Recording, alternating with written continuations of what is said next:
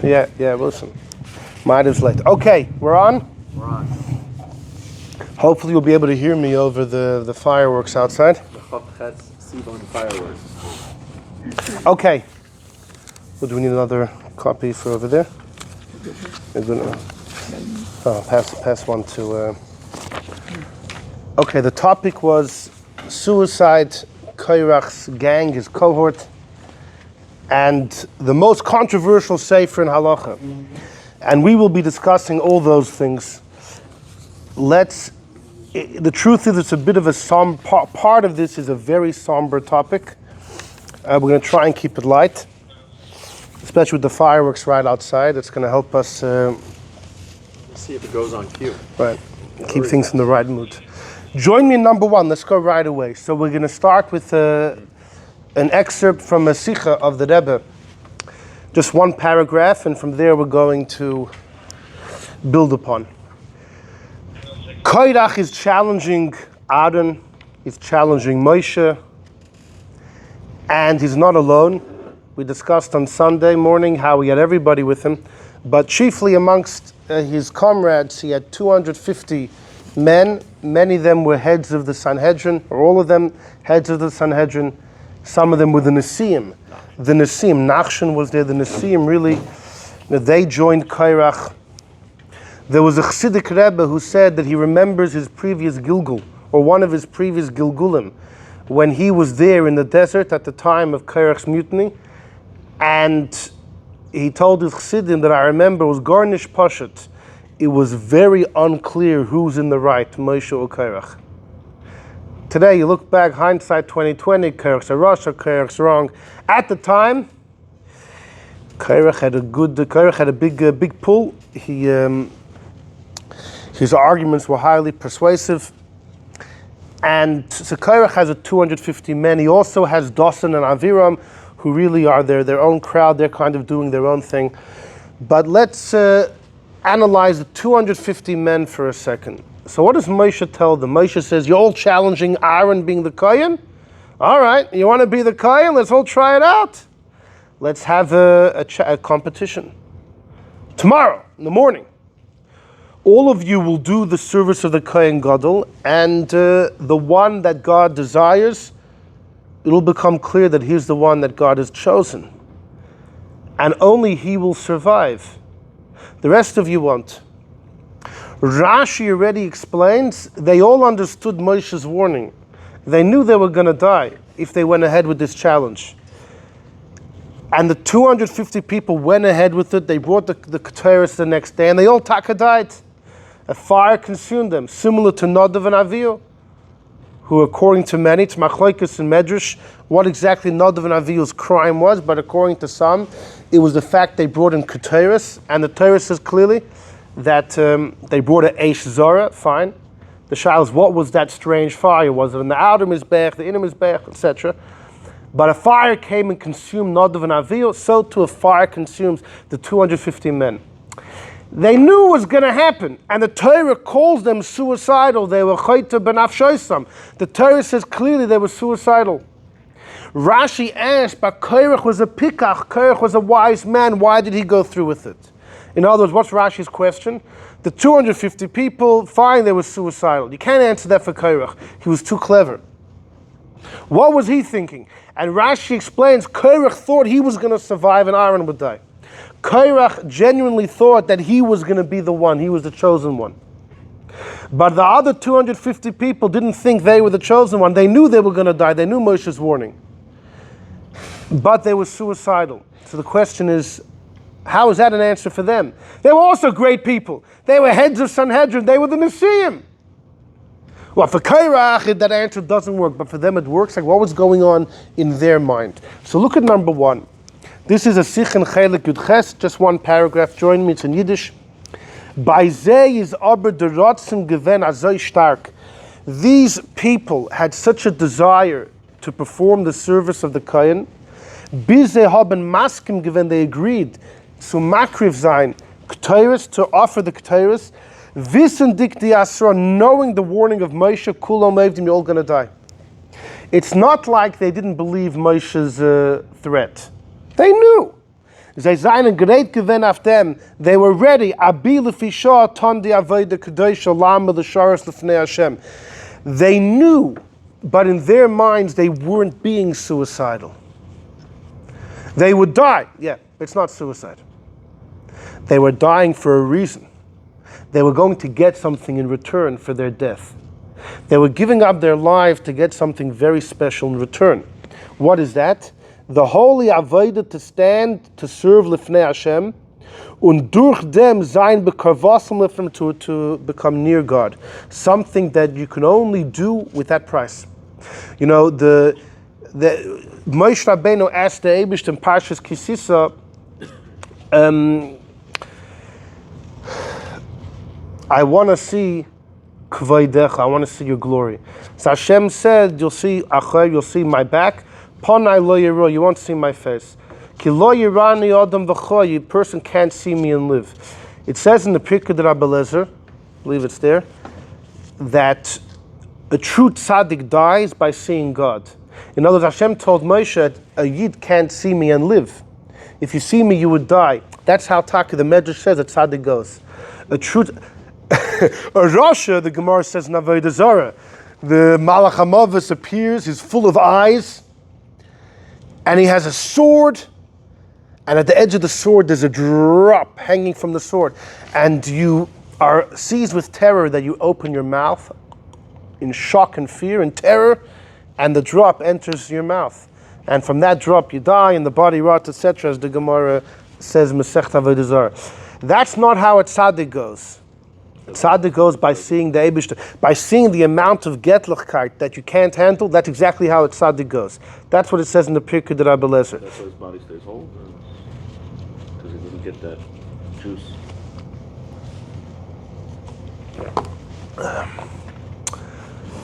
No, the body doesn't stay whole. Oh, you're asking about tzaddik. Yeah. Sure. That's the theory, that according to those that hold that tzaddik doesn't give off tumah, and that a tzaddik's body doesn't rot, it's because he dies through the Eibishter, not through the Malach HaMavos. We had a shir 3 years ago, chukas, about that. It wasn't recorded, maybe we'll redo it. A fascinating shir about the different ways a person could die and who gives off tumah, who doesn't give off tumah. Right, the Ramban, the Chinuch, in next week's Parsha, they write that a true tzaddik doesn't give off tumah. Part of the fact they don't die from that drop. They die from the Eibishter. Anyhow, so there's a level of closeness to God that the only way you can reach it is if you give up your life. And for these people, it's worth it. Dugmas Nadav and Avihu. They were following the path of Nadav and Avihu. You think Nadav and Avihu didn't know they were going to die? On the contrary, the Orach Chaim says that's what they wanted. Their souls wanted to cleave to God and leave the darkness of this world. So Hashem said, that's what you want, I'll give it to you. The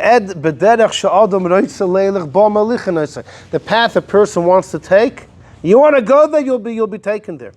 And the Rebbe in the bracket says, Valderech habir b'negeya the koyanim gdolim, in the days of Bayesheni.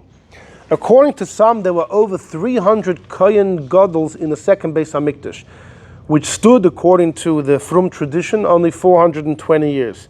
So that's, how do you manage to have so many Kohen Gedolim? They must have all died. Why? Since one was 60 years. Exactly, yeah. So one of them, was kol echod ve'echod l'hoitzi shnosai, so many of them didn't live out their year. So the question is, when Kohen Gadol number 280 took the office, what, he thought he was greater than all the people that preceded him? He knew what was going to come his way. So what was he thinking? So they were rich, right? So they bought the office, shkoyach, but what were they thinking? So, they put in effort. They took the Kohen Gadol, but they paid for it. It's a wonder, fragt the Rebbe. They saw the Friedrich Rebbe, Kohenim Gedolim, or Kohen Gadol, the previous guy, didn't survive. And he knows his own madrega, that as Oicher is nit realizeh, he's not fitting to be a true Kohen Gadol. So well, he bought the position. Well, each one thought that they're the chosen one. No, they weren't fooled like that. Rather, so Wie kommt das, als haben sich noch als gestupt auf ein Kurs? What was they pushed? It was like suicide. No, the explanation is, there was such a desire and a tshuka to go into the kaddish kadoshim and Yom Kippur, where the Shechina was there in a revealed fashion, that it was kedai, even if because of that they would lose their lives without the year.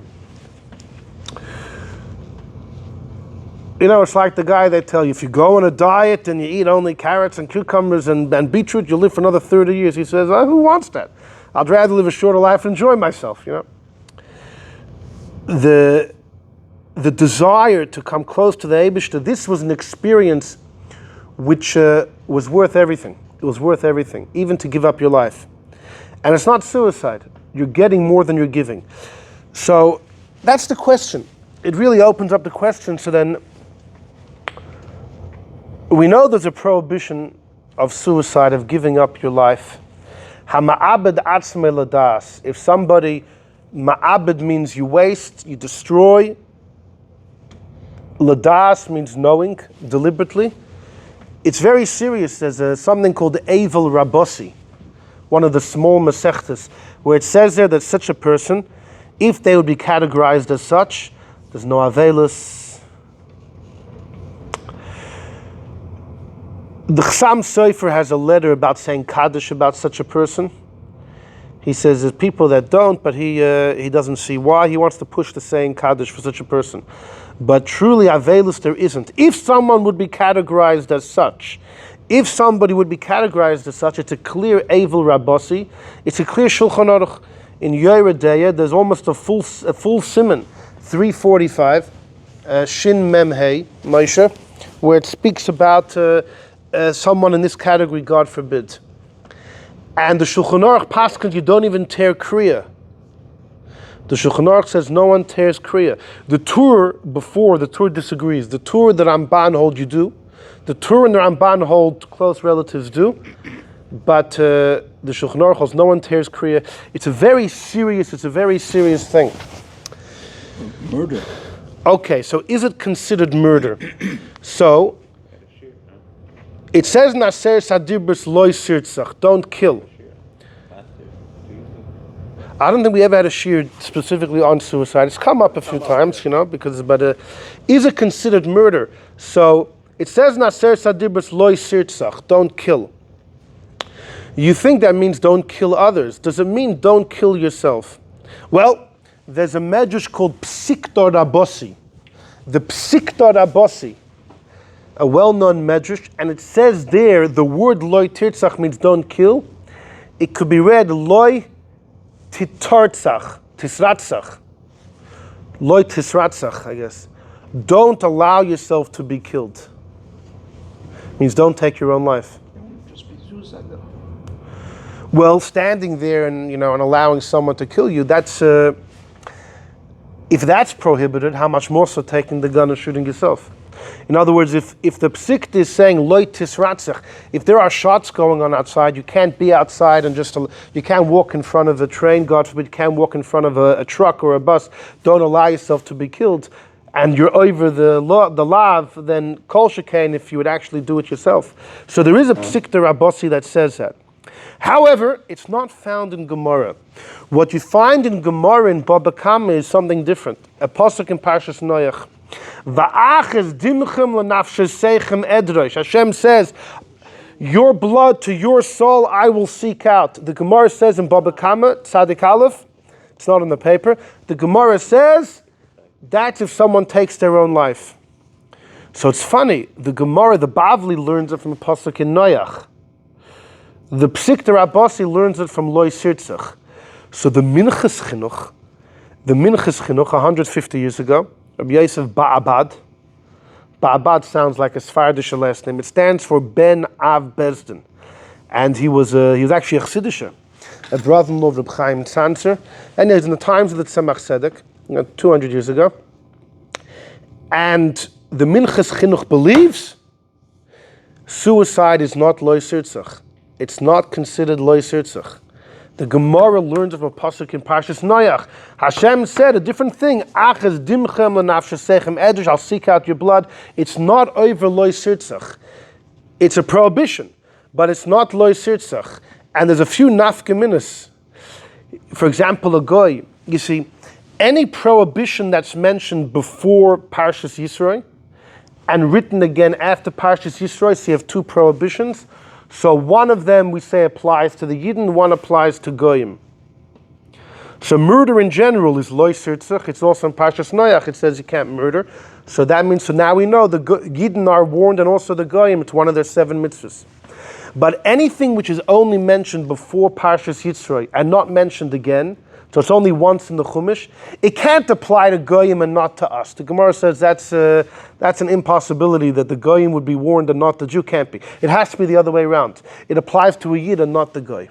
So the Minchas Chinuch says, since suicide was never repeated after God gave the Torah, it's only from Parshas Noach, so it's written once in the Chumash, it may only apply to a Yid and not to a guy. Fascinating. However, most Achronim disagree with the Minchas Chinuch on this one. The base mayor, 200 years ago, one of the greatest Litvische Gedolim of his time, Rabbi Yerucham Fischl Perla, who the Rebbe loves to quote, who was 100 years ago or so, and them and many others vehemently disagree with the Minchas Chinuch and believe that you are over loy tirtzach, and therefore would apply to goyim, because you have it twice, once in Noach, once Aser Sadibur, so once for a goy, once for a Yid.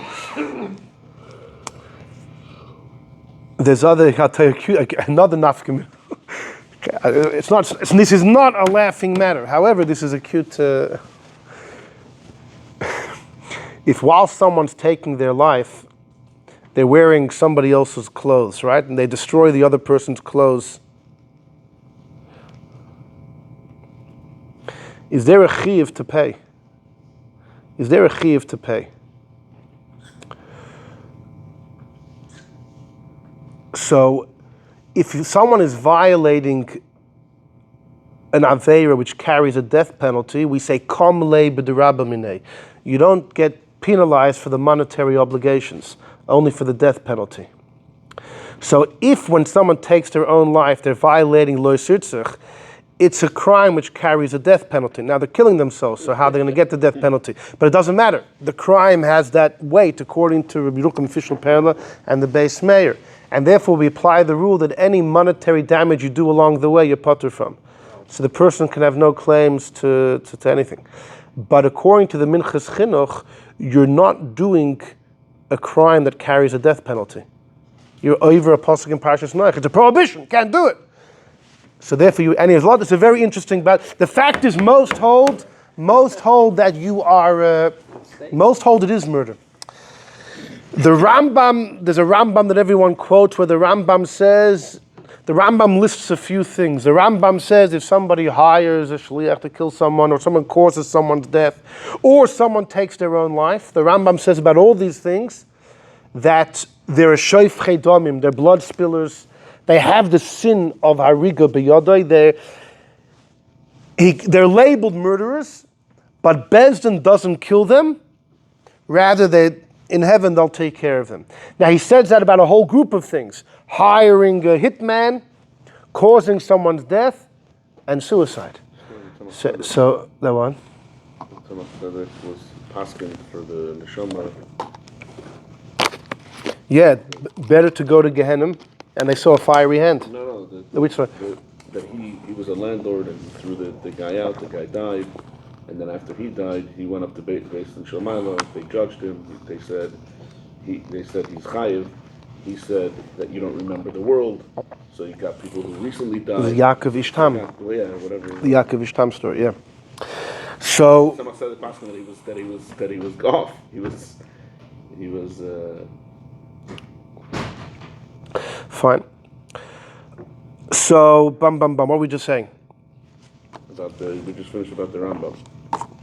The Rambam says about all these cases that their punishment is in the hands of heaven. They don't get killed down here. He includes the case of suicide. How could someone who suicide get killed down here? Some say the Rambam's talking about by Tchias HaMesim.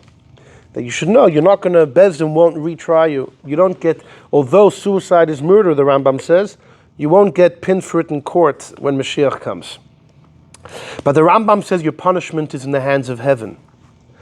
Which leads us to There's a very frightening statement called, if someone's ma'abed themselves willingly, if they willingly take their lives, Ein lohem chelik le'olam haba, don't have a portion in the world to come. Now, it's not found in Gemara anywhere. It's not found in Gemara anywhere.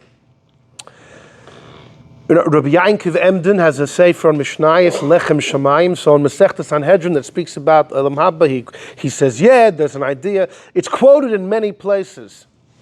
But the source remains enigmatic, remains a question. Where's the source of such an idea? So, the Noida Yehuda had a grandson. His name was Rabbi Elazar Landau. Landau, like his grandfather. Grandfather Yecheskel, his name was Elazar. He's known as the Yad HaMelech, a Piddush on the Rambam. And he was a great Rav 200 years ago. And he spent a number of years in the city of Brod, where he went head to head with our good friend Rabbi Ephraim Zalman Margolis. They had and also between Reb Shlomo Kluger, he actually had lots of halachic disputes, serious disputes that got personal between all the big rabbanim there. But you got to love the guy, because in 1831 there was the cholera breakout.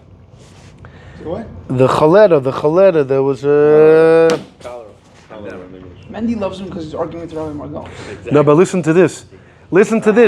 There were many. It was like a COVID. There were many people that had passed away. You had homes that were full with the plague, and parents had passed away, and you had kids. You had little kids, and nobody wanted to go into the homes to take care of the kids because they didn't want to get affected.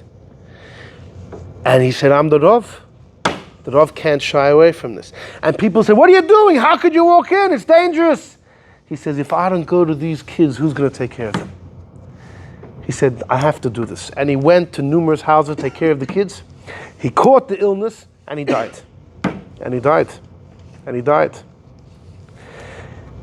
So what does he say about if someone loses their life, about Olam Habah? So he writes in his commentary on the Rambam, he says that everybody quotes this. The Chovos Havai, everybody the last 1,000 years, everybody's quoting this, that you don't have a chelik in Olam Habah. But where's it from? And he says, so it's right, somebody who commits suicide don't go to Olam Habah? That is what people bring. That's what's brought. Yeah. If somebody's mamish that category, they don't have Olam Habah. He says, where's it from? So I'm going to keep you in suspense. It's one of the sources later on the page where he gets it from. But he says that everybody quotes it. He says, I searched everywhere, I haven't found. And he's going to try and guess. And many people have tried to guess where it's from. The Tosfos Yom Tov said it's from Achitophel. The Mishnah in Masechta Sanhedrin says there are 4 people, non-kings, ordinary citizens, who don't have a portion in the world to come. Bilam, Gechazi, Doeg, our good friend Doeg, and Achitophel. Achitophel was one of the smartest people that ever lived. He hanged himself in the times of David. And it says he has no portion in the world to come. The Tosfos Yom Tov says, you know why he doesn't have? Because he hanged himself. That's the source. That's the Tosfos Yom Tov's chap. The truth is, if you read the Gemara, the Gemara says that's not the reason. It's because he got David to live with all of his concubines. It's because Achitophel, Avshalom to live with his father's concubines. Achitophel really was the mind behind the whole rebellion, and it caused such a catastrophic results that because of that he lost his Olam Habah. But since Tosfos Yom Tov now, he thinks the real reason he lost Olam Habah was because he took his own life. But where does he get that from? From the fact that we know he took his life, and the fact that it says he has no chelik in the world to come. So he's just saying that. He's putting the two together. It's a gut feeling. Yeah, it's circumstantial evidence. Yeah, but that's a famous Tosfos Yom Tov. Getting a son to go against his there is another medrash. In Medrash Tehillim it says that Doeg killed himself. Doeg too. It's not in Nachan. It is a medrash in Tehillim says Doeg killed himself, and that's why he has no portion in the world to come. And how about Masada? Like Okay, maybe we'll come to Masad soon. It's gonna come soon. We're gonna move. This is just, we're gonna go. Yeah. Hold on, there's a Medrash Tilim that says that because Doeg killed himself, he lost his chelik in Olam Habah. So that's a great source that suicide leads to losing Olam Habah. But for Doeg killed himself, where's that one from? And more than that, why he lost Olam Habah? Look everywhere in Gemara and Medrash, it's full. It's because of the city of Noiv. When we just saw it recently in the Shir, when was it? By the Meraglim. The reason that Doeg lost his Olam Habah was because of the Lashon Hara story, and he killed the whole city of Noiv. So this Medrash Chilm saying, A, he took his own life, which is news, and B, that's why he lost his Olam Habah. So Doeg and Achitophel, it's both because they took their own life. Anyhow, so there's lots of guesswork going over here. But it does go to show how serious this whole thing is. But look at number 2. This is the Medrash Talpias, or Belazar HaKoyin of Izmir. In number 2, he's in the late 1600s, early 1700s in Turkey. Amar HaMa'asef says, the gatherer, that's how he refers to himself. Pam echad nichnas ruach shel rasha echad beguf isha achas. It happened once. A spirit of an evil man entered into the body of a woman. V'hoida v'loi bush, and the spirit admitted. This is what we call a dibuk, when a soul cleaves to a body. Shenanesh bekama oinshim al she'ibed atzmei l'das. This wicked person who's tormenting the woman's body admitted that in the previous life he had taken his own life. In addition, he also lived with a married woman. The Amr, and he said, but say so miguf, so when he leaves this woman that is currently occupying her body, he's going to Gehenna to get the rest of his punishment, and then he'll finally go to Gan Eden. So Vamartla asked him, what do you mean you're going to Gan Eden? Chazal say, Hama'abed atzmei l'das, if you take your life and you live with a married woman, you have no chelik in Olam Habah. Now, Baal Ashes, okay, whatever, let's leave that. But the question is, you don't have a place in the world to come. So Veheshiv, the guy answered like this, an incredible answer. Sha'avoinus elu ma'abdin chelko sheyesh lo bifnei atzmei. When every soul begins with an allotted portion, credited to that soul, which is yours, and that you could lose by certain sins. L'kol echad, everyone has a chelik in Gan Eden, and you also have a chelik in Gehenna. Depending on how you live, if you and your friend, both of you have a portion in Gan Eden, a portion in Gehenna. If one of you lives a good life, the other has a reckless life, the good guy gets both portions of Gan Eden, and the reckless fellow will get his and his friend's portion of Gehenna. That's a Gemara that says that. But this portion which was originally carved out for each person. What? However, when those that did these sins get their due punishment, they don't get back that chelik, but they get something else. There's a makom b'makom sherabim aimdim sham. There is a place in Olam Habah which is for those that don't have their personal chelik, and they can stand there. There's a public. There's a place.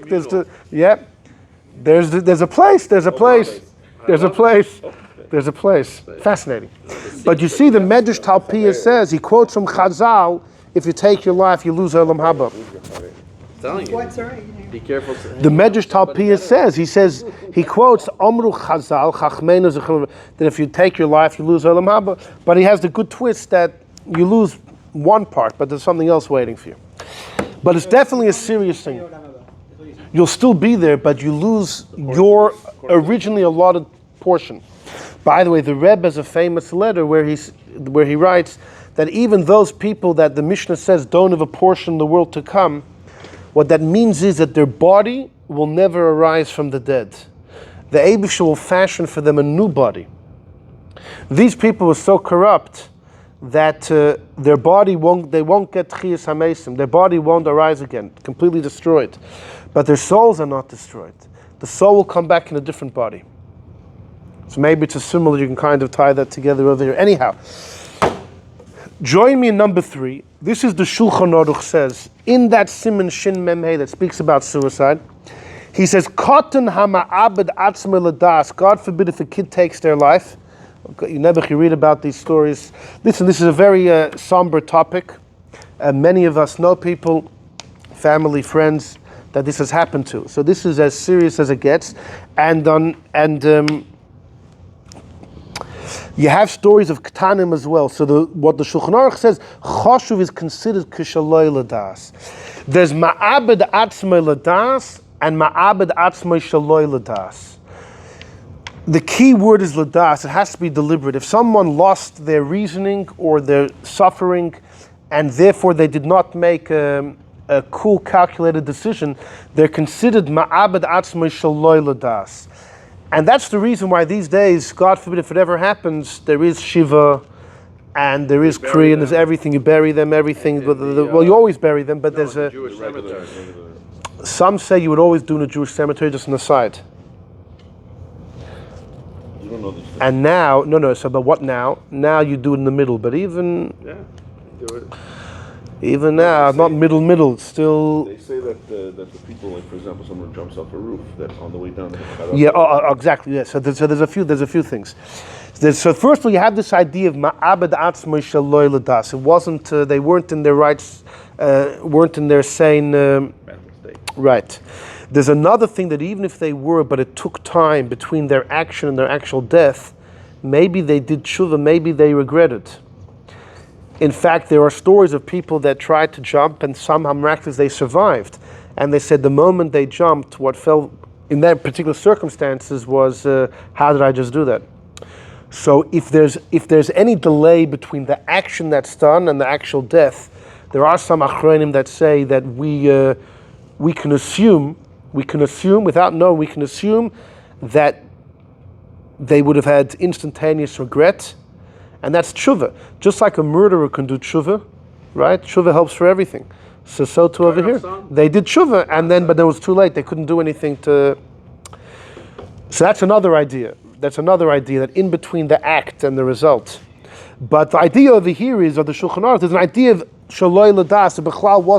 The person was not sane, which we assume is, today that's what we rely on, we assume that's the case.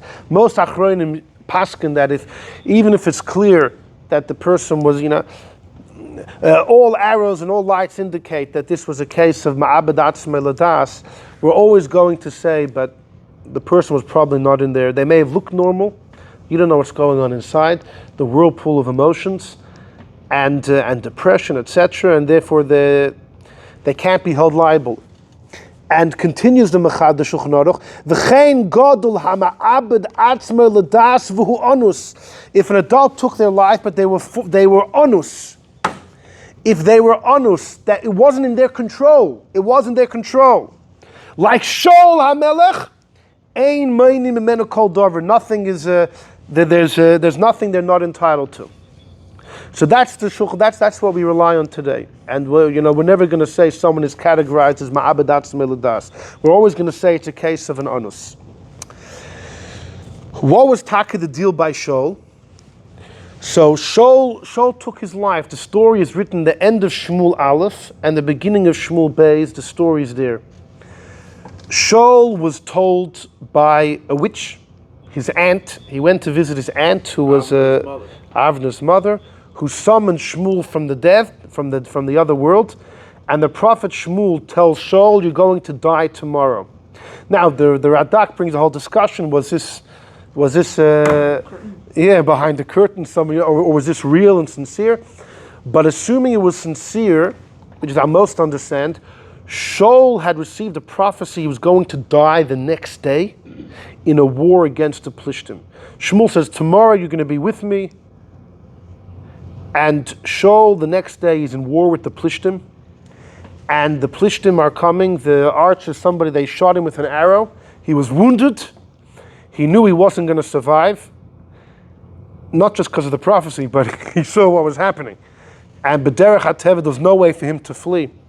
So he asked his attendant, armor bearer, to finish him off. And the guy said, "No, I can't do it." So Shaul tried to do it himself. He put his spear in the ground and he fell in it. He took his own life. In the beginning of Shmuel Beis, there was a fellow a young Amaleki ger who comes and tells David that I'm the one that killed Shaul, because when Shaul tried to kill himself, he sounds like he missed his heart. It was a failed suicide attempt. And when I walked by, Shaul begged me to finish him off.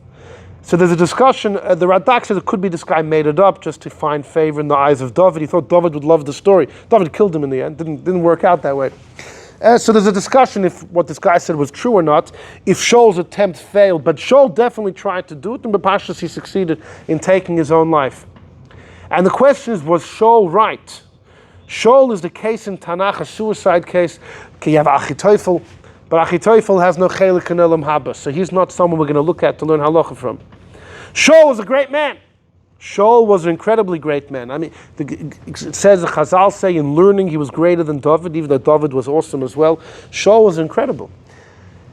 And the question is, was Shaul justified in taking his life? Well, the Shulchan Aruch holds he was. He holds he was an onus. Why? Because this is really the source of all halacha about suicide. So if you look in number 6 for a second, it's a comment of the Shach. 400 years ago, says the Shach, Shaul HaMelech, I'm jumping to number 6, Sheharag es atzmo, he took his life, Lefi shero she'aplishtim yasu bo kirtzonim. Shaul told his armor bearer, that he was concerned the Plishtim will take me, they will do with me kirtzonim. He said a word, v'yis'alulu, they will make sport of my body, v'yagu, they'll kill me. Now the Shach says what they'll do with me as they desire and they'll kill me. Well, so if you know someone's going to kill you, you could just take your own life? Is that what the Shach is saying?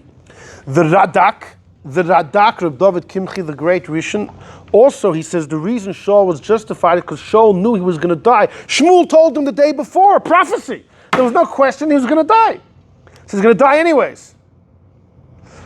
Okay, but you're not dead yet. You know, the Gemara speaks about Chaye Shah, temporary life. You break Shabbos, even if you know a guy's dying next week, you're going to break Shabbos to give him another week. You break Shabbos for Chaye Shah, it's no small thing. Because you know you're going to die tomorrow, take your life today. And also, is that the onus that the Shulchan Aruch is talking about? So the truth is, it's a big discussion, and so much has been written on it. The Maharshal, the great Reb Shlomo Luria, believes, you know what Shaul was worried about? If the Goyim take me, then the Yidden will run, they will attack the Goyim to defend me, and who knows how many more Jews will die. So to spare bloodshed of the masses, Shaul took his life. That's the Marshal's one of his takes on the story. So he said this is talking about taking your life to save who knows how many lives. That's a different story completely. Are you allowed to do that? Marshal says yeah. So in other words, you would be a soldier can jump on a grenade to save the lives of other soldiers. I will tell you, there is a well-known letter of the Radvaz. The Radvaz holds you cannot put yourself into sakana to save someone's life. In other words, someone's for sure going to die, and you could do something which will for sure save them, but you will be putting your life into jeopardy. You may still survive, but you're going from safety to jeopardy. The Radvaz says you're not allowed to do that. He calls you a chosid shaita, a foolish chosid. However, there's a whole minchas chinuch about this, that there are other sources that say that you have to. That you have to put yourself in jeopardy to save someone's life. And the Minchas Chinuch has big problems. How could you say you have to put, it doesn't make sense. So there's a third opinion, which is you don't have to, but you're allowed to. Like the Radvaz says you can't. There's a Hagoyis Maimonides who says you have to. There's a middle ground, logical ground. You can't obligate someone to do that. That doesn't make sense. That's a Minchas Chinuch question. So how about but you're allowed to. The Radvaz says you can't. Yeah, what? How about the people in Masada who killed themselves? Hello, אני לא משקר. אמרתי לך שנגיע לזה? אוקיי. אני שוכח, אבל אני לא... No. So you have the theory of the Marshal who says it was for saving the masses. The Shach seems to be very lenient. If you know that someone's going to torture you and then kill you, you could take your own life. I'm going to get back to that soon. Oh, he was a king, right. So there's a tremendous... The Marshal means... Listen, the Chilul Hashem that's involved. Also, the Shaul told his armor bearer, they're going to play with my body. They were going to torture him. We're going to see about torture, and torture might be different. If you know they're going to torture you, you might be allowed to take your life. So what happened by Shaul is a major source. What about the fact that he was a traitor? He made, no. They seemed like there were three stages. They shot him. He couldn't outpace them to run off the battlefield. Lav Dafka, he was a treifa. Then he he tried to commit suicide. Now, if that attempt failed, then he's for sure treifa. He's not going to survive. So for that, when this Nar Amaleki, according to his version of the story, killed Shaul, he would have killed the treifa. But when Shaul jumped on his thing, L'chaira was so. We're going to get to join me number 4 though. I told you we're going to discuss the most controversial Sefer in Halacha. We discussed the most controversial Sefer in Kabbalah. That was the Chem de Sayamim. Yeah. This is mamash the most controversial Sefer in Halacha. It's absolutely mind-boggling. Are you with me? You ready? You ready? Berlin. In the end of the 1700s, okay? There's a rabbi named Reb Hirsch Levin, big Rav, world famous Rav at the time. He has a son, Reb Shaul Berlin. Reb Shaul Berlin. He's around the same age as the Alter Rebbe, a couple years older. And he's in Germany, he's in different places, but ultimately he's in a few years in Berlin. According to many historians, he was a closet maskil from the Enlightenment movement. He had lots of modern views. However, he was an incredible Talmid Chacham. You see, some of these, in the Enlightenment movement, you had those that were completely not from, you had those that were completely from. You had, it's like, he had maybe some very modern ideas, but he was an incredible Talmid Chacham. And he got into a major fight with Rephael Hamburger. Rephael Hamburger lives in Hamburg. Rephael Hamburger was originally on the eastern side of the world. He was a student of the Vilna Gaon, very close to the Vilna Gaon. This Rephael once came to Mizrich, and he loved what he saw. He came back to Vilna, and the Vilna Gaon heard that this Rephael had spent time with the Chassidim. He forbade him, the Vilna Gaon forbade Rephael Hamburger to go back to Mizrich.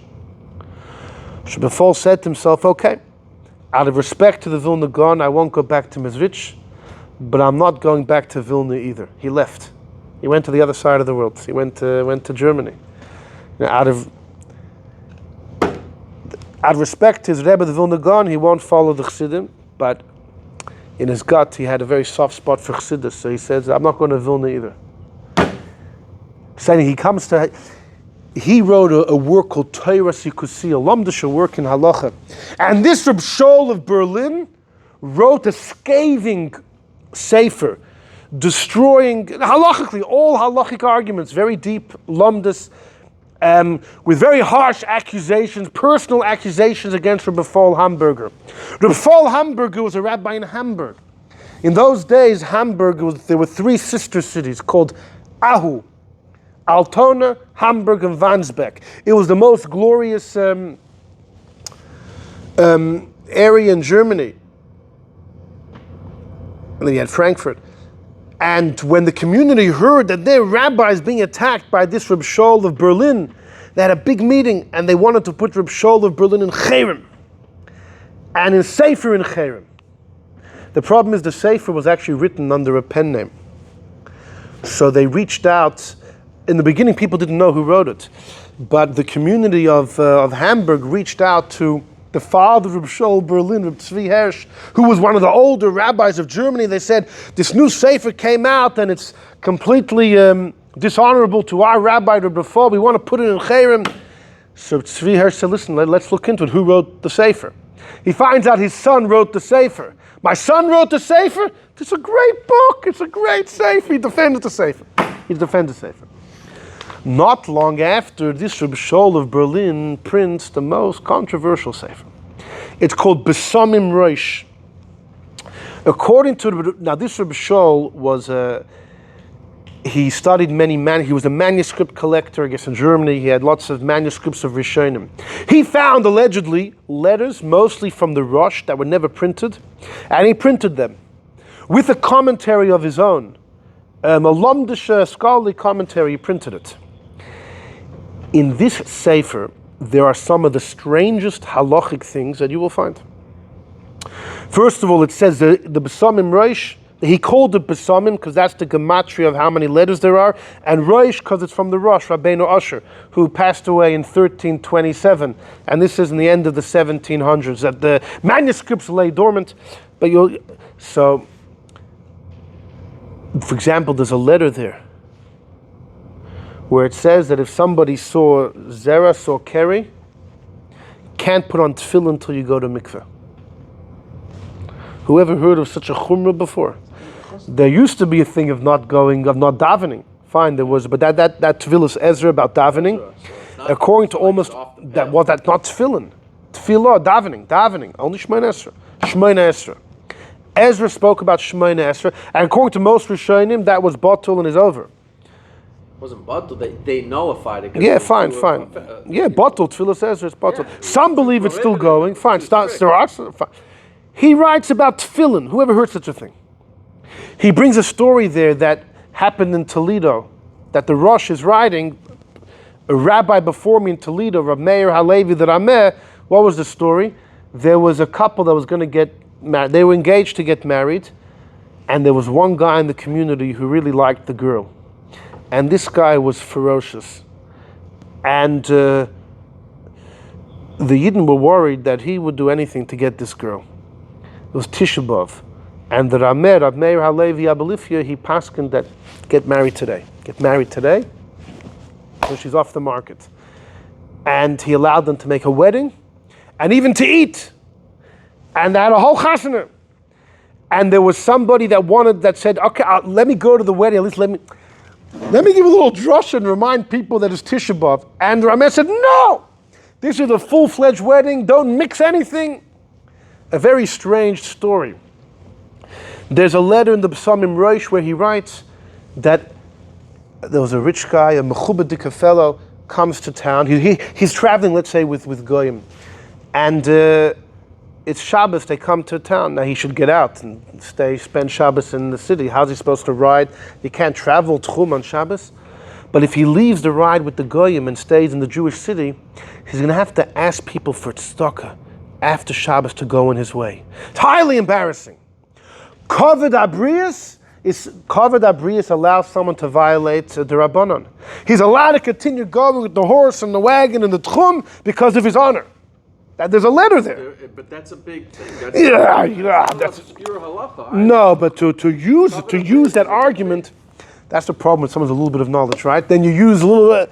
No, I'm saying, no, Chas v'shalom. I'm talking about what. No, this is from something. I'm talking about. You have somebody that you have a little, wow, that's like an extrapolation, and there's lots of very strange things there. And one of the letters there is about suicide. It says there about suicide, if you open up in all printed versions, this letter was taken out. It was letter 345 in the Besamim Rosh, it was taken out. The Ben Ish Chai talks about the Kavod Abrius and the big thing. Many people talk about Sure. The Gemara says you can violate a Rabbanon, sure. He talks about it in a lot of his the Tchum Shabbos is the Rabbanon. Our Tchum. Okay, but if 12 but according to some that's Rabbanon too. But then he's going in a wagon, there's horses, all of these are the Rabbanons. But for Kavod Abrius, no, but this is not Shvus Dushvus, this is many Shvusin at the same time. Shvus to Shvus is, when it's a half of a half. Yeah, but the Shabbos, here you have so many things to say. The wagon is the Rosh Hashanah, it's moving. Yeah, it's like a bicycle. So listen. He has a letter about suicide. He was asked about someone who was poor and distressed because of their poverty. Mamash had nothing. And they were so fed up with life, they took their life. And the question that the Rosh was asked was, should the family sit shiva? How do they deal with this person took their own life? And again, if you get a copy of the Sefer, this letter is removed. It's removed. The response about the suicide response, which is response to number 345 in the book, is not there. It goes from 344 to 346. It's not there. If you're on the dark web, you could find. Yeah, in the Black Mar, you'll find. So what he wrote was. The Shaul wrote it. No. Shaul says these are all letters of the Rosh. Right. Hold on, but let me just tell you what the Rosh allegedly responded. Suicide is when somebody deliberately is, he fifes on God, fifes on the world, and just deliberately knowing what they're doing, and just for the heck of it wants to take their life. But if somebody's suffering, poverty, he says that's not ma'abed atzmei ladas. Now, if he would stop there, you would say, he's not saying what the person did was right, but you should shiva for them. They're not considered suicidal. He finishes the letter. He says, Ein isur b'davar. It's not prohibited. It's not prohibited. It's not suicide. When life, if it gets tough, no problem. End it. There's no prohibition. Okay. So this was, what? All people that commit suicide suffer. I know. So all those people that, there were those,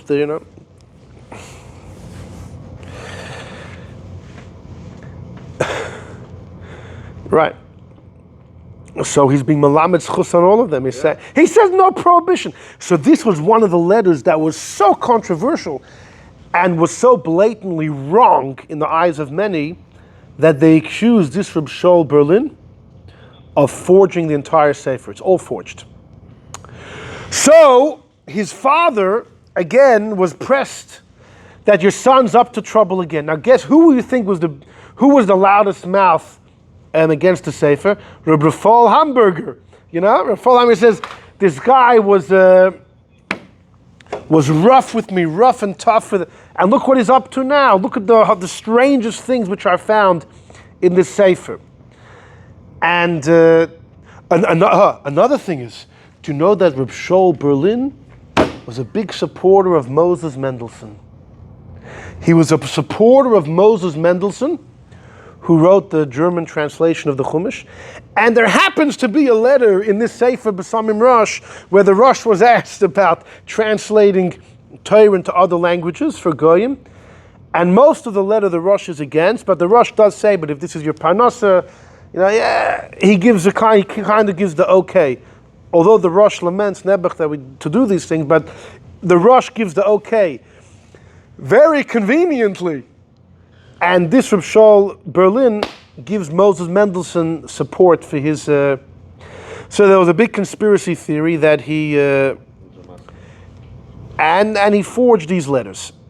So to the point, so Rephael Hamburger, right, was heavily against, and the father, the old father, Reb Tzvi Hersh Levin, the father of Reb Shaul Berlin, was brought into this controversy as well.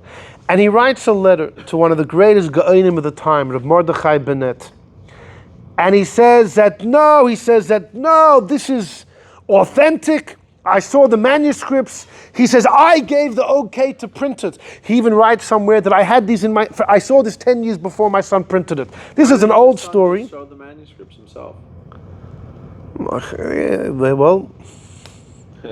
Whatever happened to the manuscript? Well, he was only allowed into the college and write his own comments. They're in the archive, the Oxford archive, deep in Cambridge. I don't know where they are. They're so again the father came to defend the son, but Reb Shaul Berlin was in hot water. The Avnei Nezer 100 years later writes to someone, the Sefer is so awful, I would tell you to burn it on Yom Kippur that falls on Shabbos. See? The Avnei Nezer, was a Chassidish Rebbe, says, burn the Sefer. The whole thing, beginning to end, is forbidden. The Chassam Sefer. Yeah. You're complaining about the guy. Hey, it's an expression. It's an expression. Yeah, it's an expression. Yom Kippur falls on a Teshuva. Right. Did I say? No, Yom Kippur falls on Shabbos. What did I say? Yeah. When Yom Kippur falls on Shabbos. The Chassam Sefer The Chassam Sefer. Converted Jew, it's okay. The for that. Chassam. The saved Jew, it's not okay. That's too controversial. The Chassam Sefer would call this Kisvei HaRosh. He referred to the book as the writings of the Rosh, but instead of Kisvei HaRosh, he called it Kizvei HaRosh. Kizvei means the lies. Kizvei HaRosh, the lies of the Rosh. The Chassam Sefer called it Kizvei HaRosh, the lies of the Rosh. And the Avnei Nezer was heavily against it. What's interesting is the Chidah supported it. I'll tell you why it's good. No! This guy, Shaul Berlin, came to Italy when the Chidah was there, and he came out against the Chidah.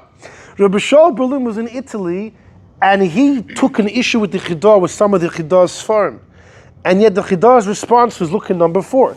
The Chidah writes in his Shem Agdolim, Besamim Rosh, he says, Aton now Mikarv recently, Nitfas Sefer Zeh Berlin. This book was written in Berlin.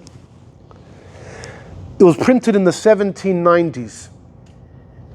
Okay? The Chidah passes away in 1806. So it was, V'sheyesh boi simonim, there's 392 from the letters of the Rosh and other Gedolim. And Besamim is Gematria 392, and Rosh is the Tshuvas of the Rosh. Zeh HaSefer, you know who prepared it and gathered it together? So he says like this. There was a guy called Rabbi Yitzchak di Molinu Zal. Rabbi Yitzchak di Molinu was in the times of Rabbi Yosef Kaira. He allegedly was the one who put it all together. Hashem Motzah, he found a big sefer of the letters of the Rosh and other Gedolim by a wealthy man. And this Yitzchak di Molino, he purified it and he gathered it together and even made notes. He says, Va'oid, and there's also Hagoyis of Kisa de Harson, and that's from Shaul of Berlin. He says, Va'eshma achre kol rash. I heard a big noise that in this book there's very strange things. Va'armun, they said that the original Maitik, Rabbi Yitzchak di Molinu, yesh lachash haisif v'gara. Well, the Chidah says if there's anything strange in the Sefer, don't point to Rabbi Shaul of Berlin, point to Rabbi Yitzchak di Molinu, the first guy, who was the times of Yosef Kaira. But Rabbi Shaul Berlin did a great job. See the Chidah? He got trashed by Rabbi Shaul, and he still stuck up. That's incredible. The opposite of everybody else. Although the Chassam Sefer screams about the Sefer. But the rabbi from Berlin, he was friend with Mendelssohn? Yeah. So it's already questionable. Questionable. Listen, Reb Shaul of Berlin had a son, Aryeh Leib. He converted to Christianity. Doesn't make his Does it? It doesn't. Avram and Yitzchak had kids that had colorful lives, we'll say. But I think, though, his son at the end of his life re-embraces Judaism. Yeah, it doesn't have to say anything, but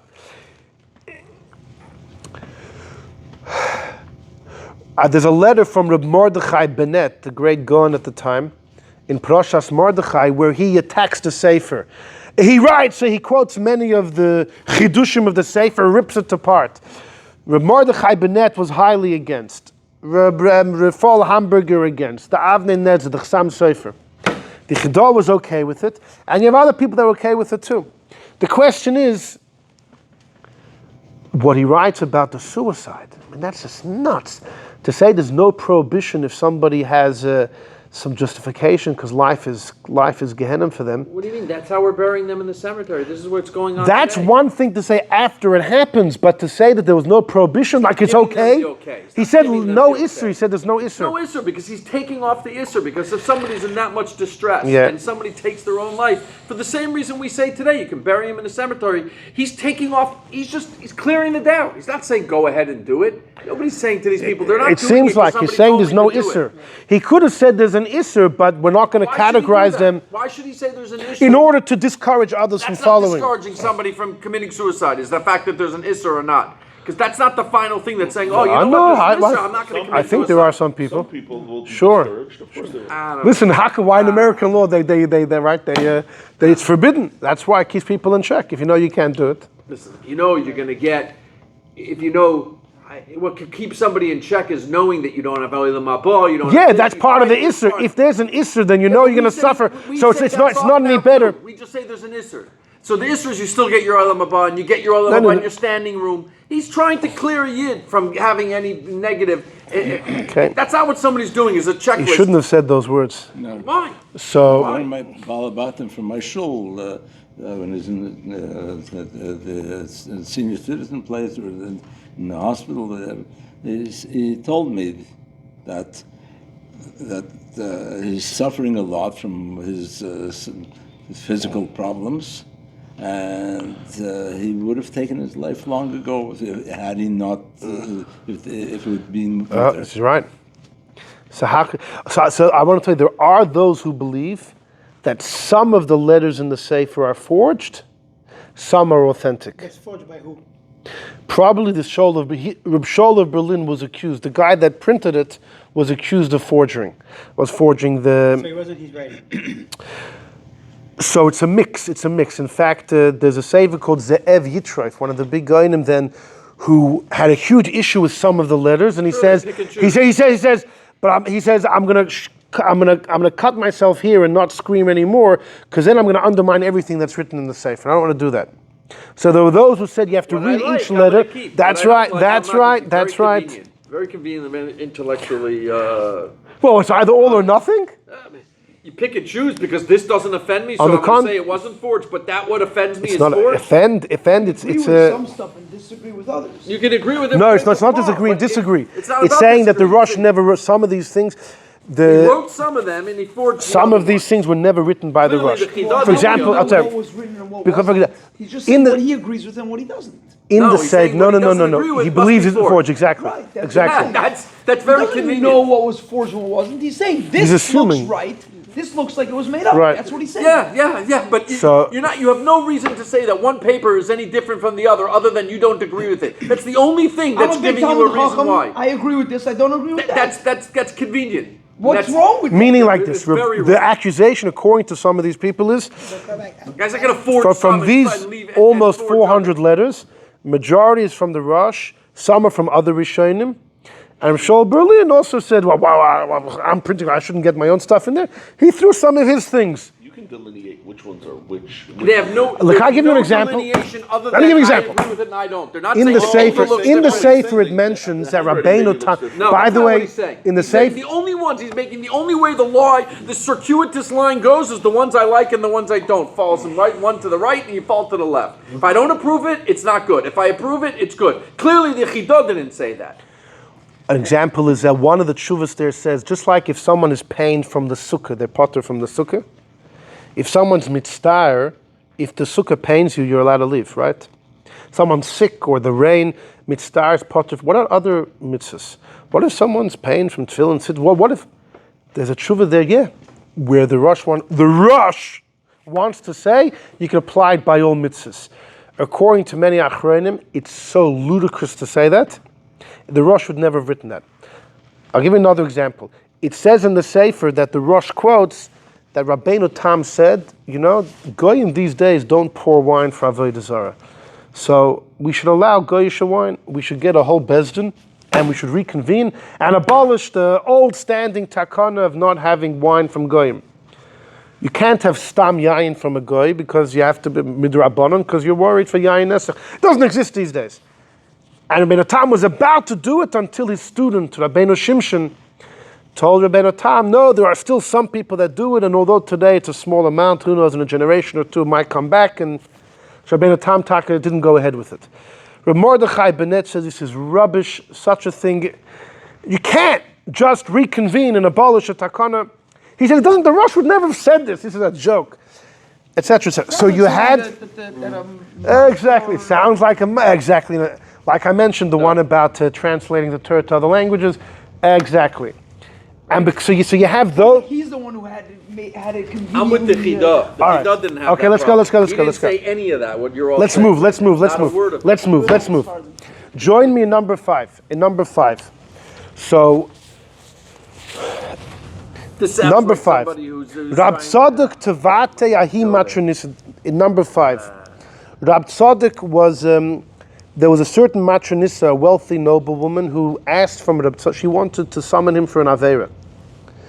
Rashi learns this woman was wealthy and powerful, and she could have killed Reb Tzadok, so he had no choice. So Amar Allah, he told her, Cholosh lili boy, my heart is weak. V'loi matzina ika midi lemechel, and I don't see anything to eat. I can't go ahead with intimacy until I eat something. She said, no problem, ika dvar tamid, there's some tray for meat. Are you going to eat it? Amar Allah, he said, if I'm ready to be intimate with you, I'll eat the meat too. My Nafka Minah, what's the difference in this treif? Da'avid ha achol ha, if someone's ready to live with a goyish woman, he'll eat, I'll eat the meat too. Shagris tanura, so she lit up the oven, kamanchale, and she threw the meat in. Solik, he entered the oven, v'yosef bagaveh, he went into the oven. He wanted to kill himself in the oven. Amrale, she told him, my hi, what's this? Amrale, he said, Da'avid ha nafel baha, if I go ahead with intimacy, I'm going to burn.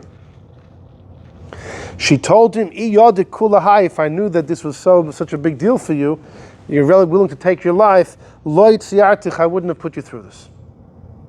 So he was willing to take his life not to do an aveira. So this Gemara is a source that one is allowed to take their lives if they're afraid they're going to sin. The question is, what type of sin? We know there's the big three. There's avodah zarah, there's murder, there's gilui arayos, and you have to take the bullet instead of doing them. We'll see about taking your own life. But other aveilus, the Rambam holds you have to commit the aveira. You can't give up your life. It's suicide. The Baalei Tosfos generally disagree and say if a guy says break Shabbos or I'll kill you, or eat treif or I'll kill you, you're allowed to die. But even then, some hold it's only if it's in public, or even if it's in private, but the guy is doing it just to nail you, just to get you to violate the aveira. But if it's in private, then the guy is doing it for their own benefit. Many hold, even according to Tosfos, you can't just give up your life. So what was he giving up his life over here? It's a goyish woman. For a man to be with a goyish woman, is that gilui arayos? If a man's with a goyish woman in public, kanoim poigim boy, people could Pinchas will turn you into shish kebab. But that's only if it's in public. If it's in private, there's no such din. No one can kill you. The Smag holds even in private carries chorus. The Rambam is mashma, there's no chorus if it's in private. So according to those that hold there's no chorus if it's in private, so it's not considered gilui arayos. It's just a regular aveira. Forget about him killing himself, would he even be allowed to take a bullet for this? If it's in private, it's stam and aveira, the woman's doing it for her benefit. It's interesting. But here it's not just that he let himself be killed, he was even going to do it. He was even going to do it himself. Look at the next story. Rav Kana Havakom Mazbin, it's in the same Gemara though, number 5, 4 lines on the bottom. Rav Kana Havakom Mazbin Dikule, Rav Kana would sell wicker baskets and women would buy them and put their cosmetics inside. So he interacted with women. So a certain matra nisa, a noble woman, was tevei him for an aveira. So he told her, Ezel ikshet nafsho. He said, before, let me take a shower, let me put on my purple pimp clothes. I gotta adorn myself. Now, where was he going? He went up to the roof and jumped off. He went up to the roof. The kanafel meigri. He fell from the roof la'ara to the ground. He was going to die. Did you just tell her no? No, not in these women. These women were noble women. There was no saying no. Eliyahu comes and saves him before he hits the ground. Eliyahu tells him, "Atrachton arba mea parsa. You made me schlep 400 parsa, like 1,600 kilometers to come here, 1,000 miles to come here." So he tells Eliyahu, "What caused me to deal with women? Because I'm a poor guy, so I have to sell these wicker baskets to women. That's why I deal with women. That's why this happened. If God would make me rich, it wouldn't have happened." So Eliyahu says, "No problem." He gave him a whole pile of gold coins. Shifa dinar is like a chest of a pot of some vessel of gold coins, and boom, his woes were taken care of. Here you have stories of people that are willing to take their lives not to sin. So is that justified as far as suicide? If you're worried you're going to sin. So these two stories would signify that, yeah. Look at number 7, a well-known Gemara Masechta Gittin. The story 400 Yoladim v'Yoladas, 400 boys and girls. Shenishbul lekaloin. They were taken in the destruction of the second Beis Hamikdash. The boys and girls were being taken to be slaves for physical companionship, intimacy. Higishu ba'atzman, and they were on a boat going from Jaffa to Rome, going to Rome. They knew what they were being mispakshim, what they were sought out for. They said, "Im anu toivin bayam anu boin l'chaylam haba." They asked, if we drown in the sea, will we get Olam Habah? So the grandson of the Noda B'Yehuda we mentioned, the Yad HaMelech, who died by the cholera, he says he looked everywhere finding a source that if you give up, if you take your life, you lose your Olam Habah. He says this is the source. Because the kids asked, if we jump in, will we lose our portion of the world to come? This is the source. Source that what? That if someone is ma'abed atzmai ladas, they lose their portion in the world to come. The fact that they asked the fact that they asked the question. Now the answer was, the Gadol Sheben said yes. Hashem says in Tehillim, Amar Hashem mi Bashan Ashiv. I will return you from Bashan, I will return you from the depth of the water. Mi Bashan Ashiv, Bashan means from between the teeth of the lion.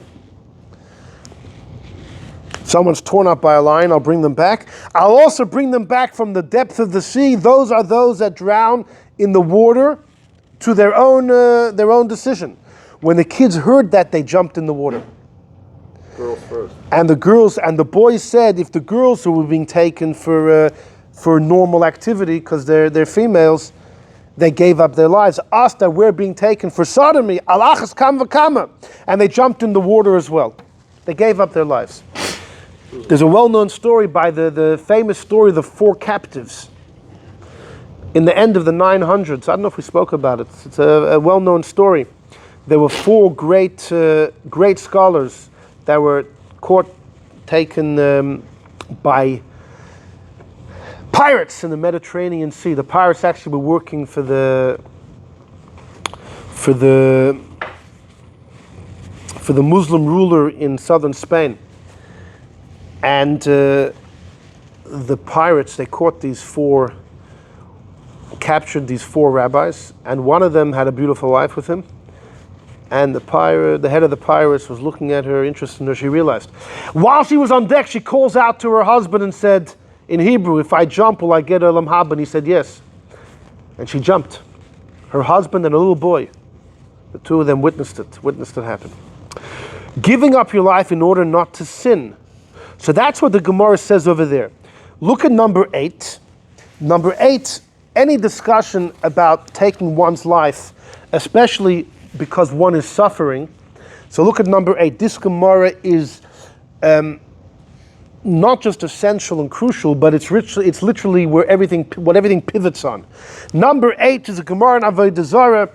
Reb Chanina ben Trajan was arrested by the Romans for teaching Torah publicly. He was wrapped with the Sefer Torah and they set him on fire.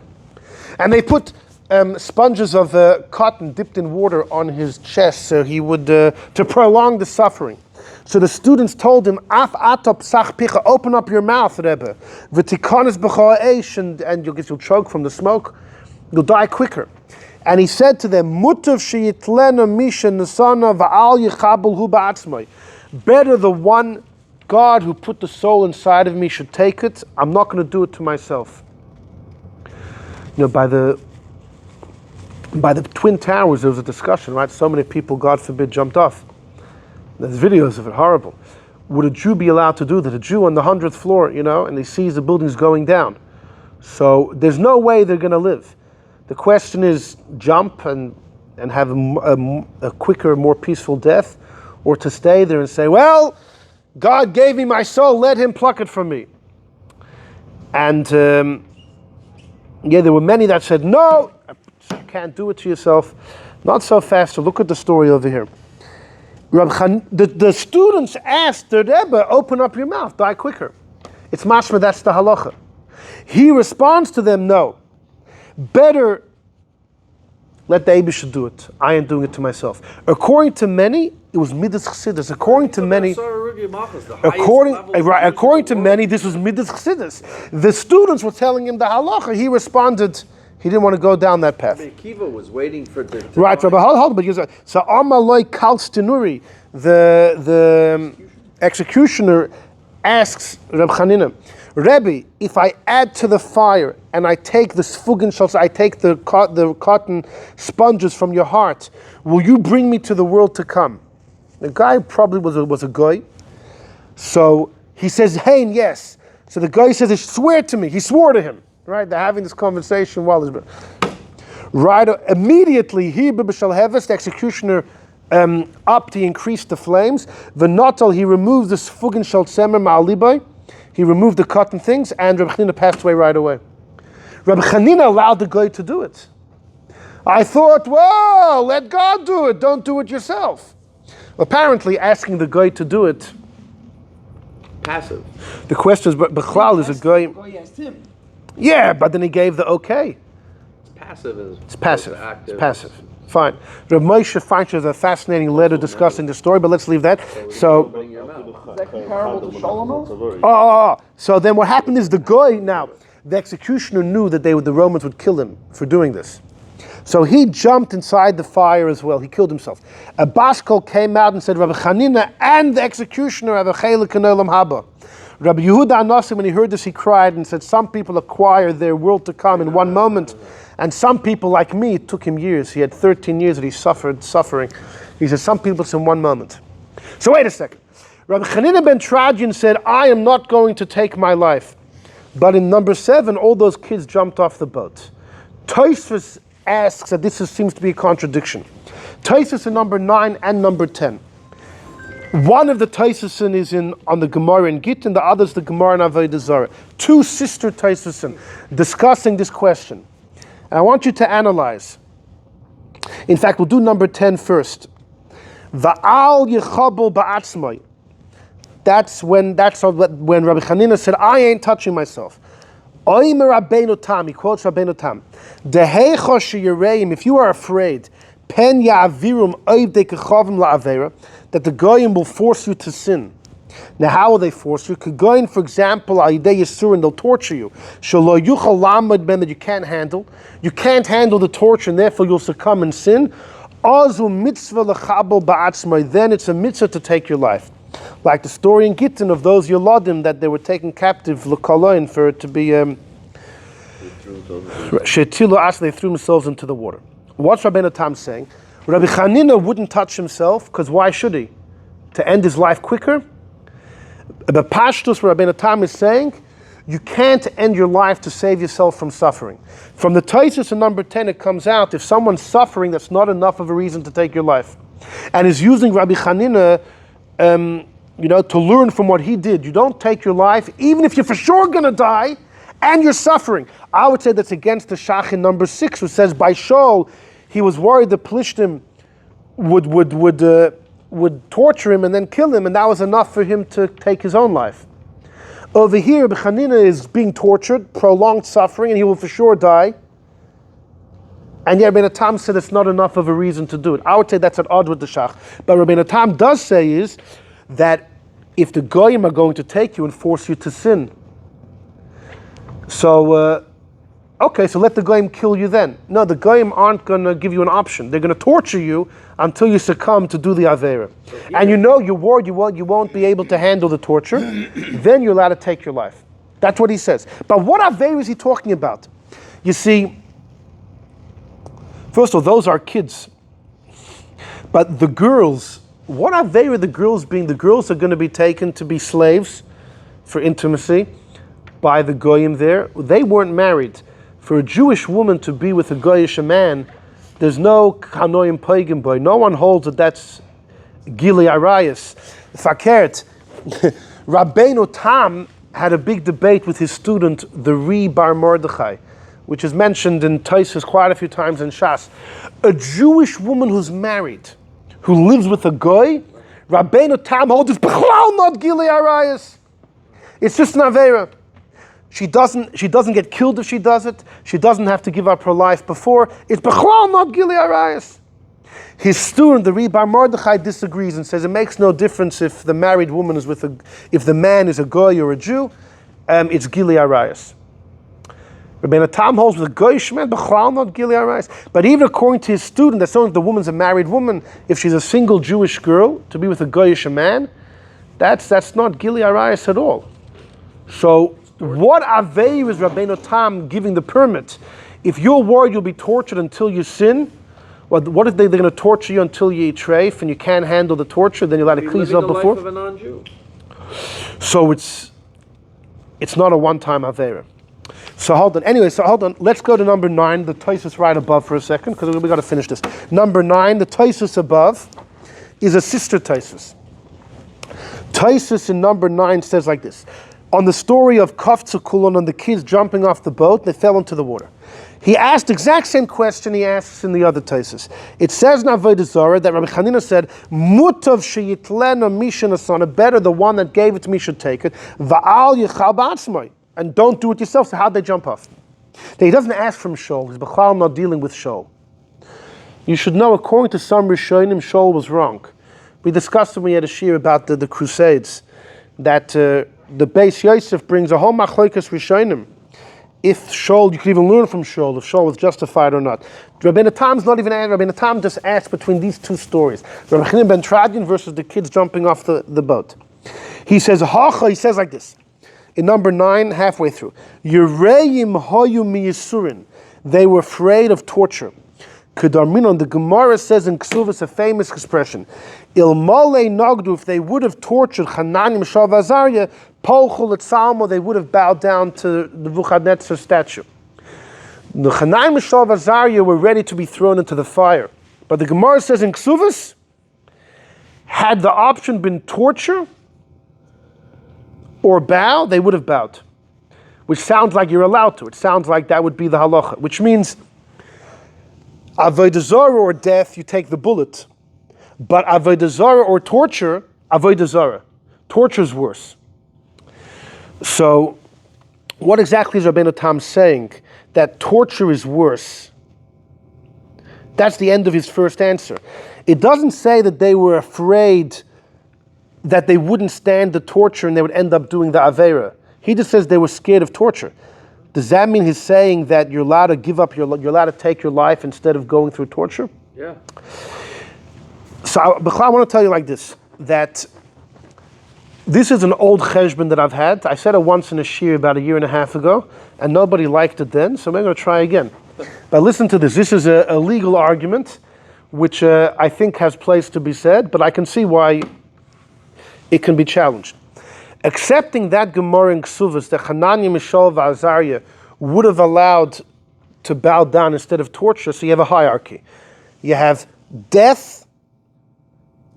Above that is avodah zarah. You choose death instead of avodah zarah, right? You choose to be killed instead of worshiping the idols.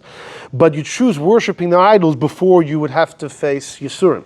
Because Hananiah, Mishael, and Azariah would have been allowed to bow down. Torture is worse than death. Right, so torture is worse than death. Now, but torture is more chomer than the avodah zarah. You're allowed to worship the idol to prevent yourself from going through torture. Now, hold on. Rabbeinu Tam definitely holds that if someone's going to force you to serve avodah zarah, right, you're supposed to take the bullet. But what if you know they're not going to give you that option? They're going to torture you until you serve it, right? You're allowed to kill yourself before. Rabbeinu Tam holds that just like you take the bullet instead of worshiping idols, you're allowed to give it to yourself before. Right. Now wait a second. So if Rabbeinu Tam says you're allowed to take your life instead of worshiping idols, right? So being tortured. And it doesn't matter the torture. The point that's not. What's important is that they're not going to give you the option. The only option is idols, and you would have had to take in the bullet. If you're not going to be given that option, you give yourself the bullet. Okay. Right. So then, if you're allowed to take the bullet, if you're allowed to give yourself the bullet before you worship idols, and we know that Yisurim is more severe because you're allowed to worship idols instead of having to suffer torture. So then you should for sure be allowed to take the bullet instead of having to suffer torture. Why not? What's wrong with I'm just taking Rabbeinu Tam and the Gemara in Ksuvas, you have a hierarchy. If the Gemara in Ksuvas says you must die instead of worshiping idols, but better worship idols instead of suffering Yisurim. That's a stage above, a tier above worshiping idols. If you're allowed to kill yourself to prevent yourself from worshiping idols, then you should be able to kill yourself instead of having to suffer through Yisurim. What's wrong with that? So that's the argument to make, that you can take your life instead of suffering through Yisurim. So then, but what was with Rabbi Hanina ben Tradian then? Why didn't he just open his mouth? So you would say that's Midas Chassidus. And you see that he allowed the guy to ultimately kill him. You still have that question. Why did Because he it was passive. In other words, Shaul, Shaul was Yisurim. What's going to happen? They were going to take him. But no, Hanina ben Tradian is also Yisurim. He's suffering every moment. First of all, he's no. Equal. No, but I would say Shaul didn't go through the Midas Chassidus. Or you could have said that Hanina ben Tradian knew there was about a 20-minute or 15-minute difference, max, what was going to happen. Shaul could have been sitting and tortured him for months and months, and they could have done it with right? The Gemara says, right. They could have done crazy things with the Romans. You know what they used to do? When they used to bring people to Rome? Definitely. Put them in parades, rip your bodies apart, throw you off cliffs when you're ripping your bodies apart. The Gemara differentiates between Yisurim, which have no limit, to Yisurim that do. So you would make that differentiation. Shaul is worried about that, and he's a but king. The question is, so then the heter. So wait a second. So the heter. Not the rush. So wait a second. So the heter is only if it's going to be a perpetual Yisurim. In other words, if you are being taken a prisoner of war, right, and who knows what the enemy is going to do to you, you could take the cyanide. Yeah, that's what they give people cyanide. So in the Holocaust, if someone there were those that were able to get hold of cyanide pills in the Holocaust. Was he allowed? Would you be allowed to take it? In the concentration camps? Concentration camps. That's where they were. I think if they were in like Mengele's if somebody did it, then they for sure should have been able to. They knew back. Absolutely.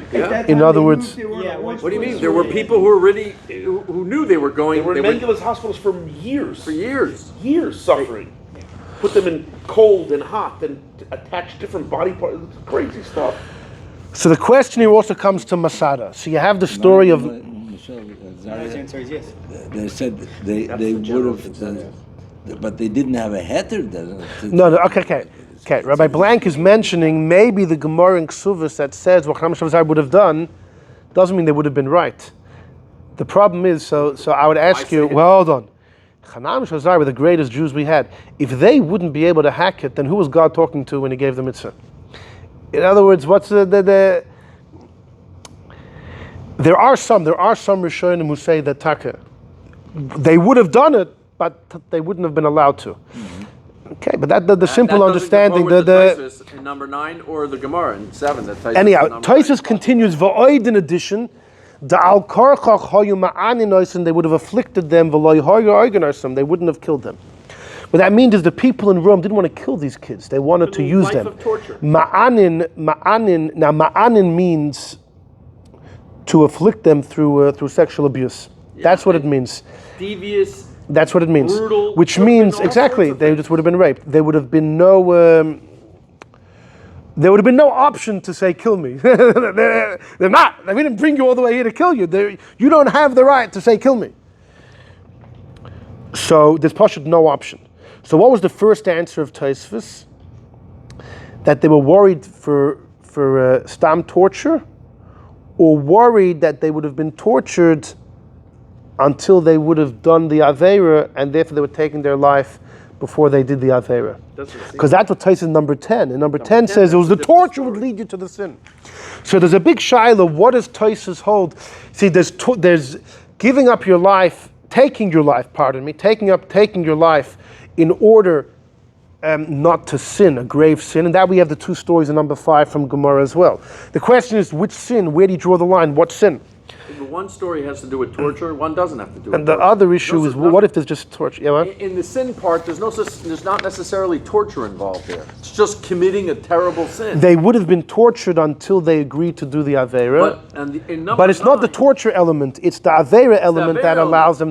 That's what he says in number 10. It's the torture element, because there's not necessarily an Aveira. No, Aveira element. So Aveira, still be with a guy. To be with a guy? You just said we have all these places. What's the woman's? It's still biblically also for Jewish women to be with a guy. Instead of being with a guy, you don't have to kill. You don't have to, but maybe you're allowed to. Maybe you're allowed. It's not what Tosfos is saying. There are some Rishonim. The Samak holds you can kill yourself. It seems like for any Aveira. That's a separate. This was also Shas Hashmad. There's also even the Rambam who holds usually it's just a big 3, agrees that if it's a Shas Hashmad, a time of complete destruction of Judaism, then you need to give up your life for everything. Yeah, but that's not what we have in the story with the girls and the boys. That's what. Sure, the destruction of second base of Mikdash. There was never These a are Shmad. 400 people that were going to be. You know how many slaves were sold into Rome? This is yes, it is in the time of the destruction of Beis Hamikdash. But this story is not talking about what the Rambam's saying in that Shas in that time. This is a story of 400 people that died in obscurity, would have lived in obscurity for the years of their torturous life. Fine. This is not that story of the Rambam. But it's still the sin. It's still for a Jewish girl to live with the Goyishim. Talk about a sin? Where does Taisus talk about You sin? learn number 9 from number 10. No, because it it's could be totally when different. Taisus quotes the Gemara of Ksuvos, he's saying, Chananya Mish. No, I'll tell you why. Maybe what Taisus means, Chananya Shavazarya would have worshipped the Avodah Zarah instead of suffering Yisurim. Yeah. Which means these girls and boys wouldn't have had to go through the Yisurim. They would have been able to do the Aveira. And therefore, to make sure that doesn't happen, they jumped off the boat. So he's saying the same as number 10. Bringing up here? The same as number 10, the girls and boys living with the Goyim. That's not, that Taisus doesn't bring that up as the Avera. For sure, number 10. Ostensibly, that's not even an Avera. No, but hold on, in number 10, that's for sure what he means. Number 10 for sure, but we're He's talking about, number no. nine. He's discussing Number the 10 same is the case. No, number 10 is the story of Rabbi. No. In Number both, 9 is the story in both cases, it's explaining what's going on in number 7. Yeah. No, both Taisus are explaining why in number 7 the kids jumped off. So in number 10 he says the kids were afraid that they would be forced into an Aveira, and that's why they took their lives, so they shouldn't do the Aveira. But how is that And girls, the kids. How is it an Avera? Because they don't have a choice. You used to get raped. Yeah, no. It's an Aveira that they're forced into, so therefore if you can prevent it, It's not that you can prevent it. that they did something wrong, Right. but it's a transgression of the Torah. The Torah says you're There not isn't. to It's do not a it. There are many- transgression. That is not a for You don't have a transgression. choice. So If there's you no get choice. raped, it's not a transgression. We just went through this in Whoa! Rambam. You know about the Somebody gets Khmelnytsky raped, massacres? the We victim discussed is a stories of transgression. Jewish women victim- that were forced into marriage and took their lives by the Khmelnytsky Sure, nobody's saying massacres. you can't, but is it a sin? Is it on the No, a on the woman doesn't victim? have to give up her life. There you go. So it's not a sin. Because she's an Aina, she's an Anus. Exactly. So that No. means Don't it's let not the a sin. crime happen. but- Jump and the crime happened. won't happen. Nobody's saying the crime of rape happened. Is it a sin You could for the prevent woman it. to be raped? No, Mendy, not this. No, it's not her problem, but a So sin has that's my happened. point. So then that's No, not a sin. Mendy, He's Mendy. saying it's She- a sin. no, it's a That's what good I thing said. to make sure that a guy doesn't get his hands on a Jewish girl. Absolutely, but it's not That's a it. sin. No. So he's No, it's asking, not where's her the sin. Where's the sin with It's the girl? a sin. It's not her A sin. sin. A sin of who? The guy? Mendy. Rabbi Yosef If it was, Engel. All right. Oh my gosh. Oh, whoa. Okay, we got. If it's not forced, Oh this my is gosh. forced. Let's go. The idea is a sin. The In idea this is a case, sin. it's Whose not a sin? sin. The guy's Whoa. sin. This is not a sin No, for the if it women. was- The women Okay. don't have a sin. Okay, So let's where's finish. what's Okay. Jump on the next page. Jump on the next page. No, but a Jewish girl with a Goyish man. No, that's not It's a sin. We're, Sure it's a we're sin. being specific here. Whose sin is it? And by the boys, by the sodomy, it's also not their fault. Okay, so whose sin is it? There is an Avera happening. What Avera is happening? A guy is living with a He's Jew. living with the Jewish girl. Who's Okay. So why is that? What does that guy's Avera have to do with whether this boy? God created the world, and these things shouldn't happen. You Of should. course they shouldn't happen. Nobody's saying it should happen. We're talking about So technically. there's a way to whose make sin sure it is doesn't happen. Whose If Avera is it? they remove themselves from the picture, then it won't happen. Bowing down Okay. to an idol is if We'll you bow continue. down Hold or on. death, that's a sin Give me- for the person give me who's bowing 10 down, minutes, which is and why then you we'll have to continue. give up your life for it. That's the whole discussion. You can't just make up a sin and say it's a sin in Yeah, theory. hold on. Whose sin is Why it? should you die for Avodah Zarah? I'm being Because forced that's into the it. rule. No, but I'll be forced into it. It won't be a sin. You're bowing It won't down be a sin. because you can't be forced into. If somebody takes your head and bows you down, that's not the sin. Okay. The sin is putting a gun to your head and saying, buddy, go bow Taka, down to by that a Jewish Avera. woman who's being passive, she's not forced to give up her life. That's by exactly Gilead right. Rice. There's not a sin there. We have to be particular. Okay, even by a Talking about man, the halacha. Ravid says if the man already is in the state of intimacy and then people pick him up and shove him into a woman, he also doesn't have to give up his life. Okay, but doesn't have to. Still could. Of course, Still could. We're not could. arguing could. I think we are. Of course we could. Okay. Next. Shh. So hold on. So this is all about. Okay, join me in number 11. Number 11 is the Chidah. Rabbi Yehuda. He speaks about Rabbi Yehuda, the son of the Rosh. He says He's the brother and the son-in-law of the Baal HaTurim, meaning like this. The Rosh had many kids. One of his kids was Rabbi Yaakov, the Baal HaTurim. One of his kids was Rabbi Yehuda. Rabbi Yehuda's wife was the daughter of his brother. Rabbi Yehuda became the son-in-law of his brother, the Baal HaTurim.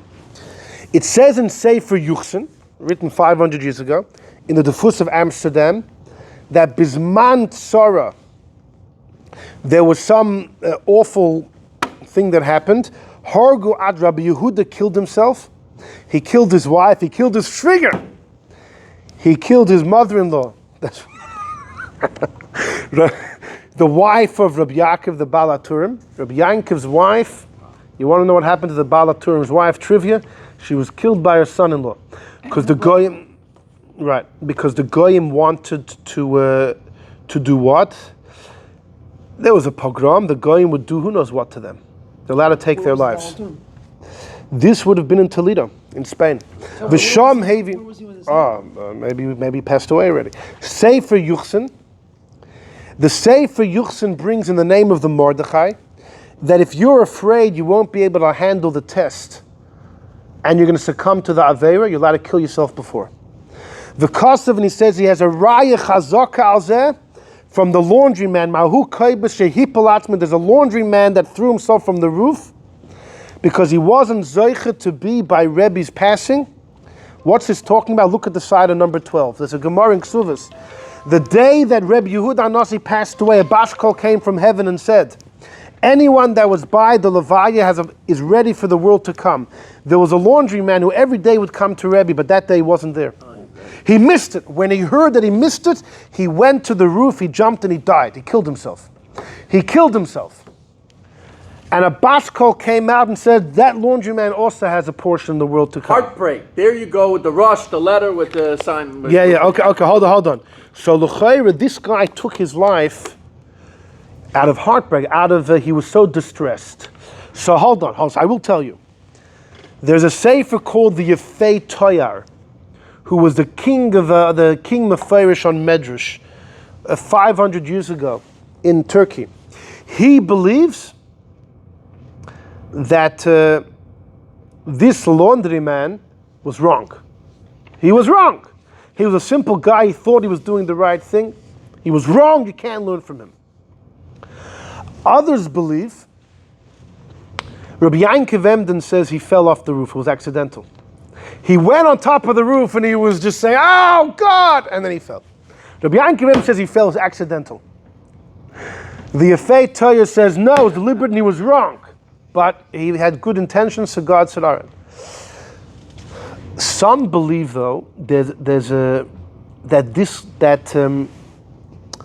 if you give up your life for tshuva, this is fascinating.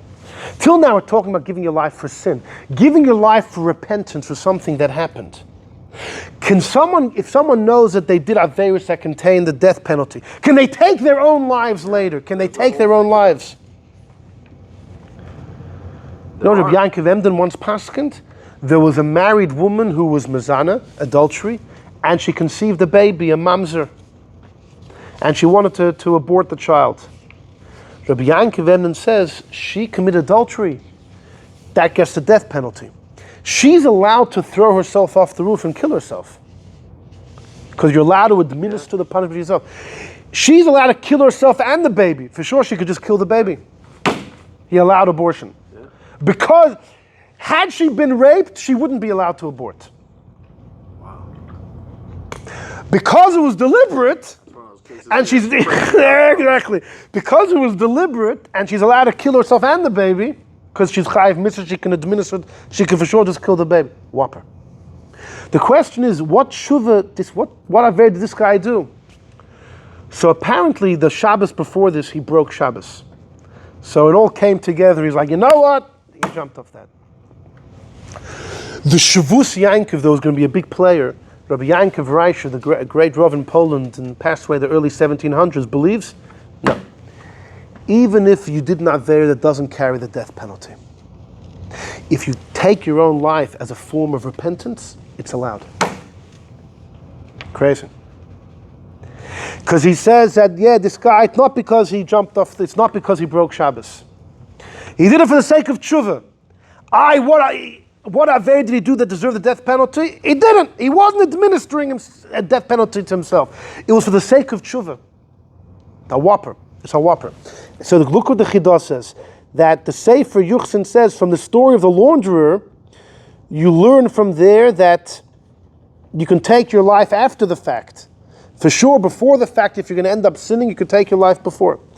And then he says, he quotes, we're in the Chidah in the number 11, he quotes from the Beis Yosef in Kuf Nozayim, we once saw this, that some aser, some say you can't take your life, before you've been forced into the Aveira. But I saw in the Ritva and Avodah Zarah, who quotes from Rabbeinu Tam, that you're allowed to take your life if you're not going to be forced into the Aveira. Then he quotes the Maharit, who says, no, that launderer is because he broke Shabbos. The Maharit says the launderer broke Shabbos, and so do the Shittim Mekubetza say. And Rabbeinu Kleinema says, so then there's no raya. But he says, I'll bring you a raya from the story of Yokum Ish Tzreiris. You know the story of Yokum Ish Tzreiris?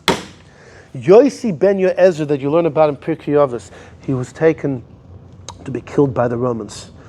And as they were about to kill him, his nephew, his name was Yokum, who was not frum, was going by on his fancy horse, and he looks at his uncle, and he tells his uncle, that's what happens when you're a frum Jew, a great life. So his uncle says, if you who violated God's words are blessed with so much wealth, imagine someone like me who fulfilled the word of God. So the nephew says, I see exactly what God gives to those that fulfill his word. You're being killed over here. So his uncle flips and says, if this is what happens to me who fulfilled the word of God, imagine what's going to happen to you. That cut his nephew stabbed him and then he shook. The nephew went back home and he got a pile of wood surrounded by rocks. He put a sword inside the wood. He made a little beam with a noose at the end. Puts himself in the noose, and he wants to give himself the 4 Mrs. Bezin, all 4. Wow.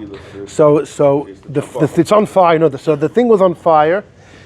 He's hanging there in the noose, so he's choking to death, but the fire ultimately burns the rope. So he falls. That's the skill of the stone. He falls, he lands on the stone, he falls on the sword, and then is consumed by the smoke around, the fire around him. And he did it. He did it. Wow.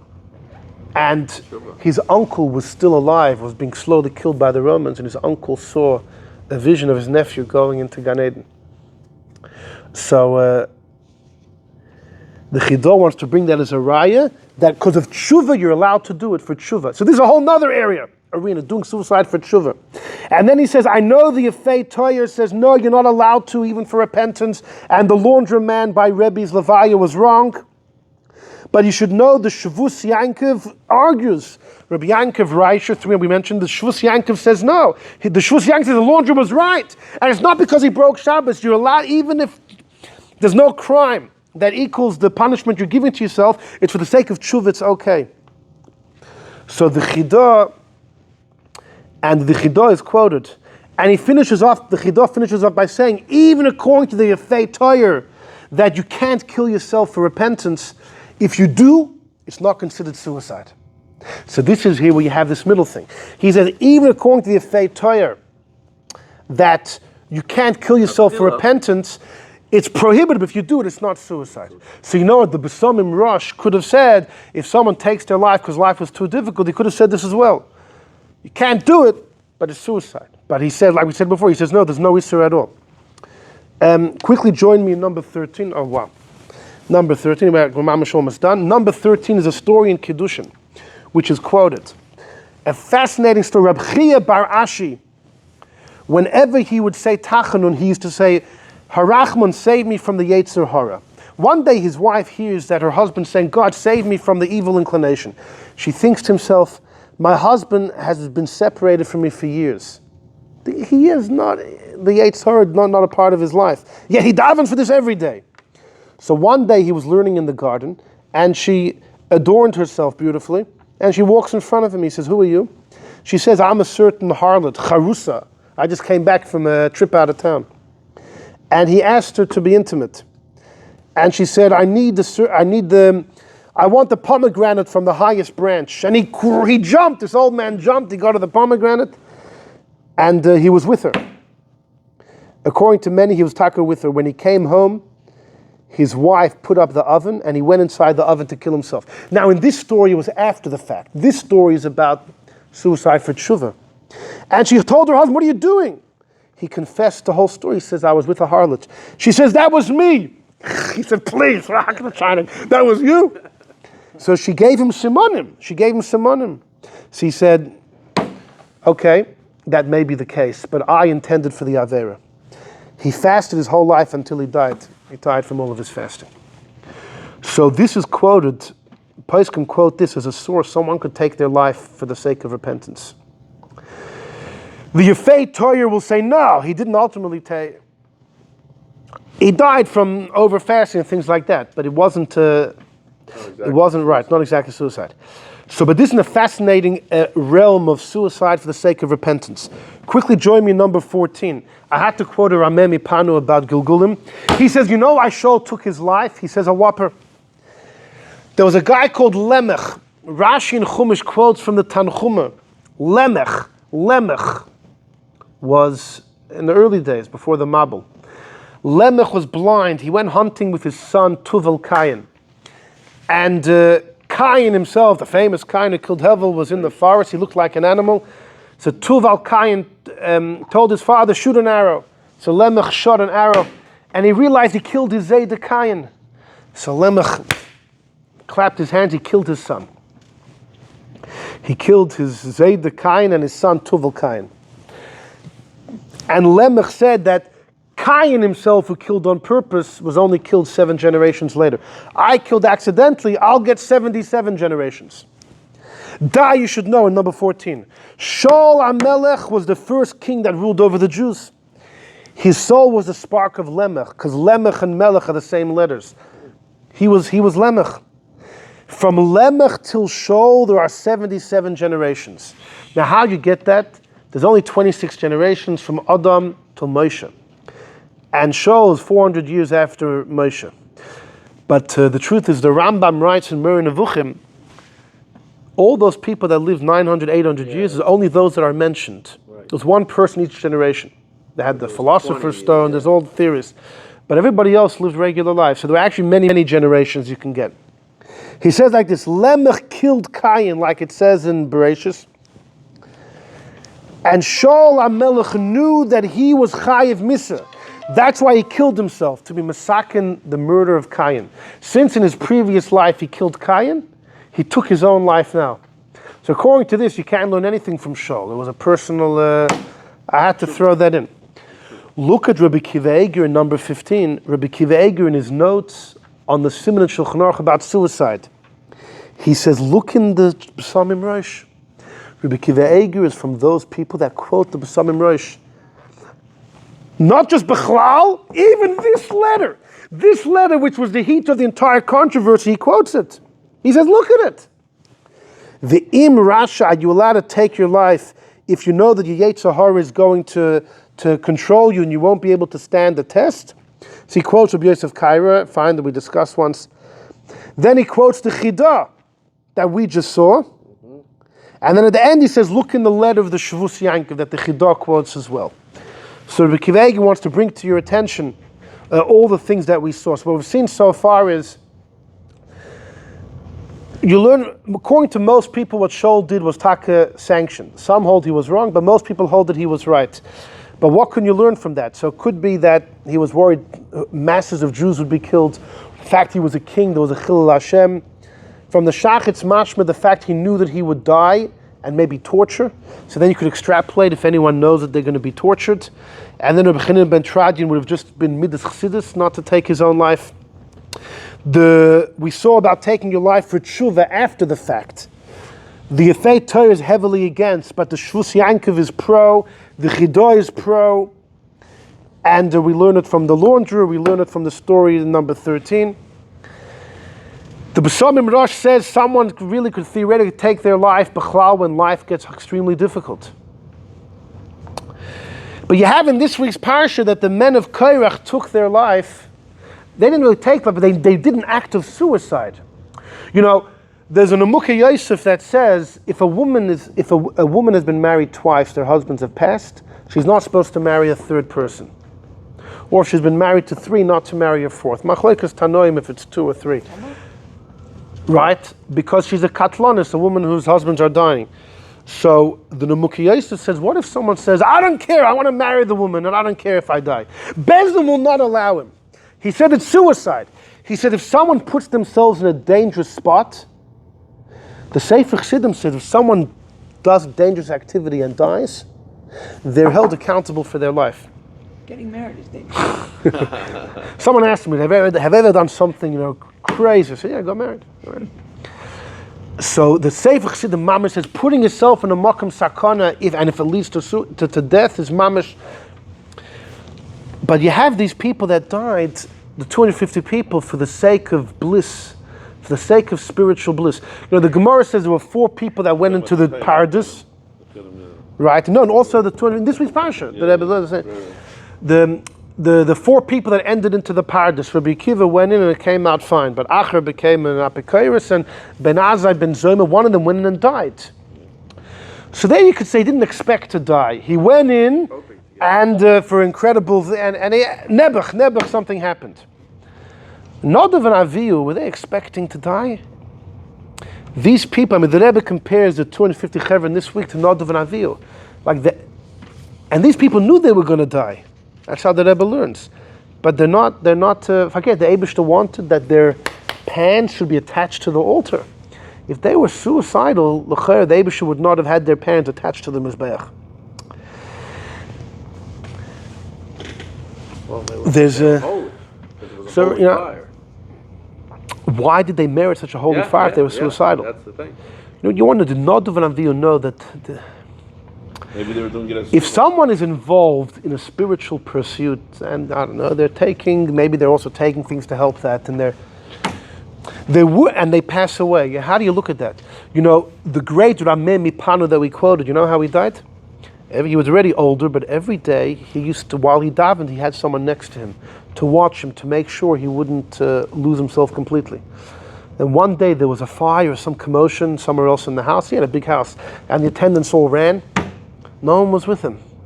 They came back to his room. He died in davening. So that's like, the bliss was just, Pasha died with close hanefesh, died, the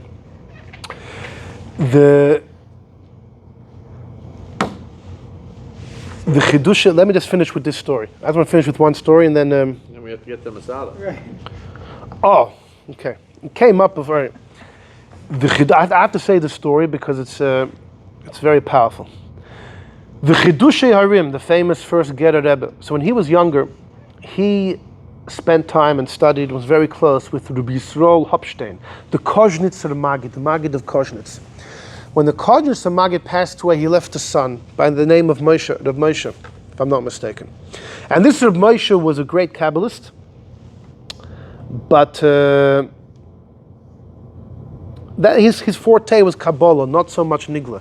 And every Shabbos he would speak Kabbalah, and the Misnagdim would come and cheper with him. And one Shabbos, the Chidushei Harim, Rabbi Yitzchak Meir was there, who was a Goan in learning, and he heard the Misnagdim chepping with his Rebbe. He fired back at them. He put them in their place. These Misnagdim left shamefaced.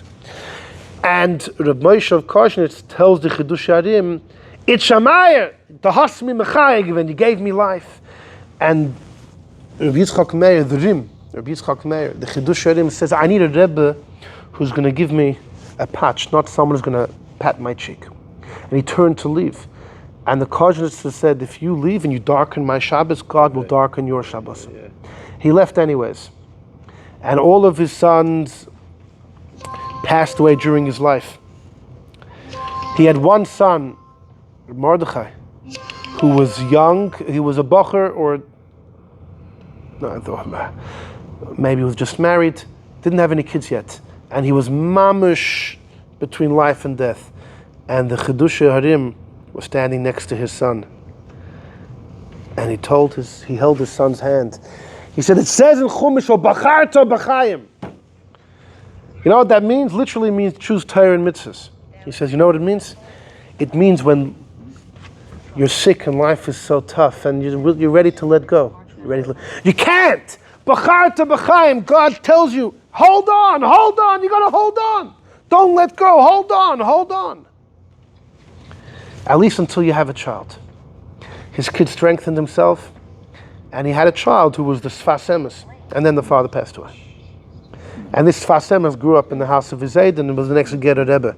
Incredible idea, b'charta b'chaim, you have to choose to hold on. You know, when the Alter Rebbe's life was in danger, in the early 1790s, and Rebbe and Dvorlea died in his stead, the Alter Rebbe revealed to those around him, to the Chassidim, to his daughter Dvorlea, that because of all the Chassidus that I'm spreading, there's a decree, there's an uproar in heaven against me. And he said, the truth is, he says, I'm ready to go. But the Torah says a person should want to live. He said, I could go to heaven and accomplish what needs to be done down here from there. But that's not the way the Eibusher wants things to be. The Eibusher wants people to be down here. It was an incredible idea. There's one more thing, that there was a great Satmar Rebbe 150 years ago, the Yait of Life, and he was very ill, and the family wanted to bring a doctor from very expensive, a whole journey, and he heard about it, and he was mamish towards the end, and he heard they want to try one last thing. He told him, let me tell you a story. I'm going to end with this. That's what I'm saying. He's like, you know, there was a famous Jewish comedian a couple decades ago who was whatever, and he was taken into the hospital for operation. His wife's family asked, no, when are you going to be out? He says, it depends. If it's successful, in a week. If it's not successful, later today. And Taka, no, he passed away in surgery. So his last thing was a funny joke. So the Yait of Life 150 years ago says that the Bach was living in Krakow. He once went to visit his son-in-law, the Taz, in Lvov. The Bach comes to Lvov, and everyone came to say hello, except for one fellow. One fellow ignored the Bach. So the Taz asked him, "What's happens here, ignoring my famous father-in-law?" So the guy said, "The Bach's in Cherem, in heaven." Why? Because he was once asked to adjudicate between a monetary case, and the two parties were quarreling over such a small amount of money, the Bach dismissed it. And in heaven he was held accountable for how you can't just dismiss it if it's not considerable in your eyes, is not a reason. Exactly. So the Bach heard about it and he said, Taka, that's what happened. How does this guy know? This guy must be somebody unique. So the Bach spoke to this guy and he told him, you know what? I have all these manuscripts that I wrote, my commentary, the Bach, the Bais Chadash on the tour. Could you look it over? The guy said, okay. So the guy got hold of all the manuscripts and he never gave them back to the Bach. So the Bach asked him, no, what are you? The guy says, no, I'm not giving them back. What are you talking about giving them back? So the guy tells the Bach, he tells the Bach, listen, that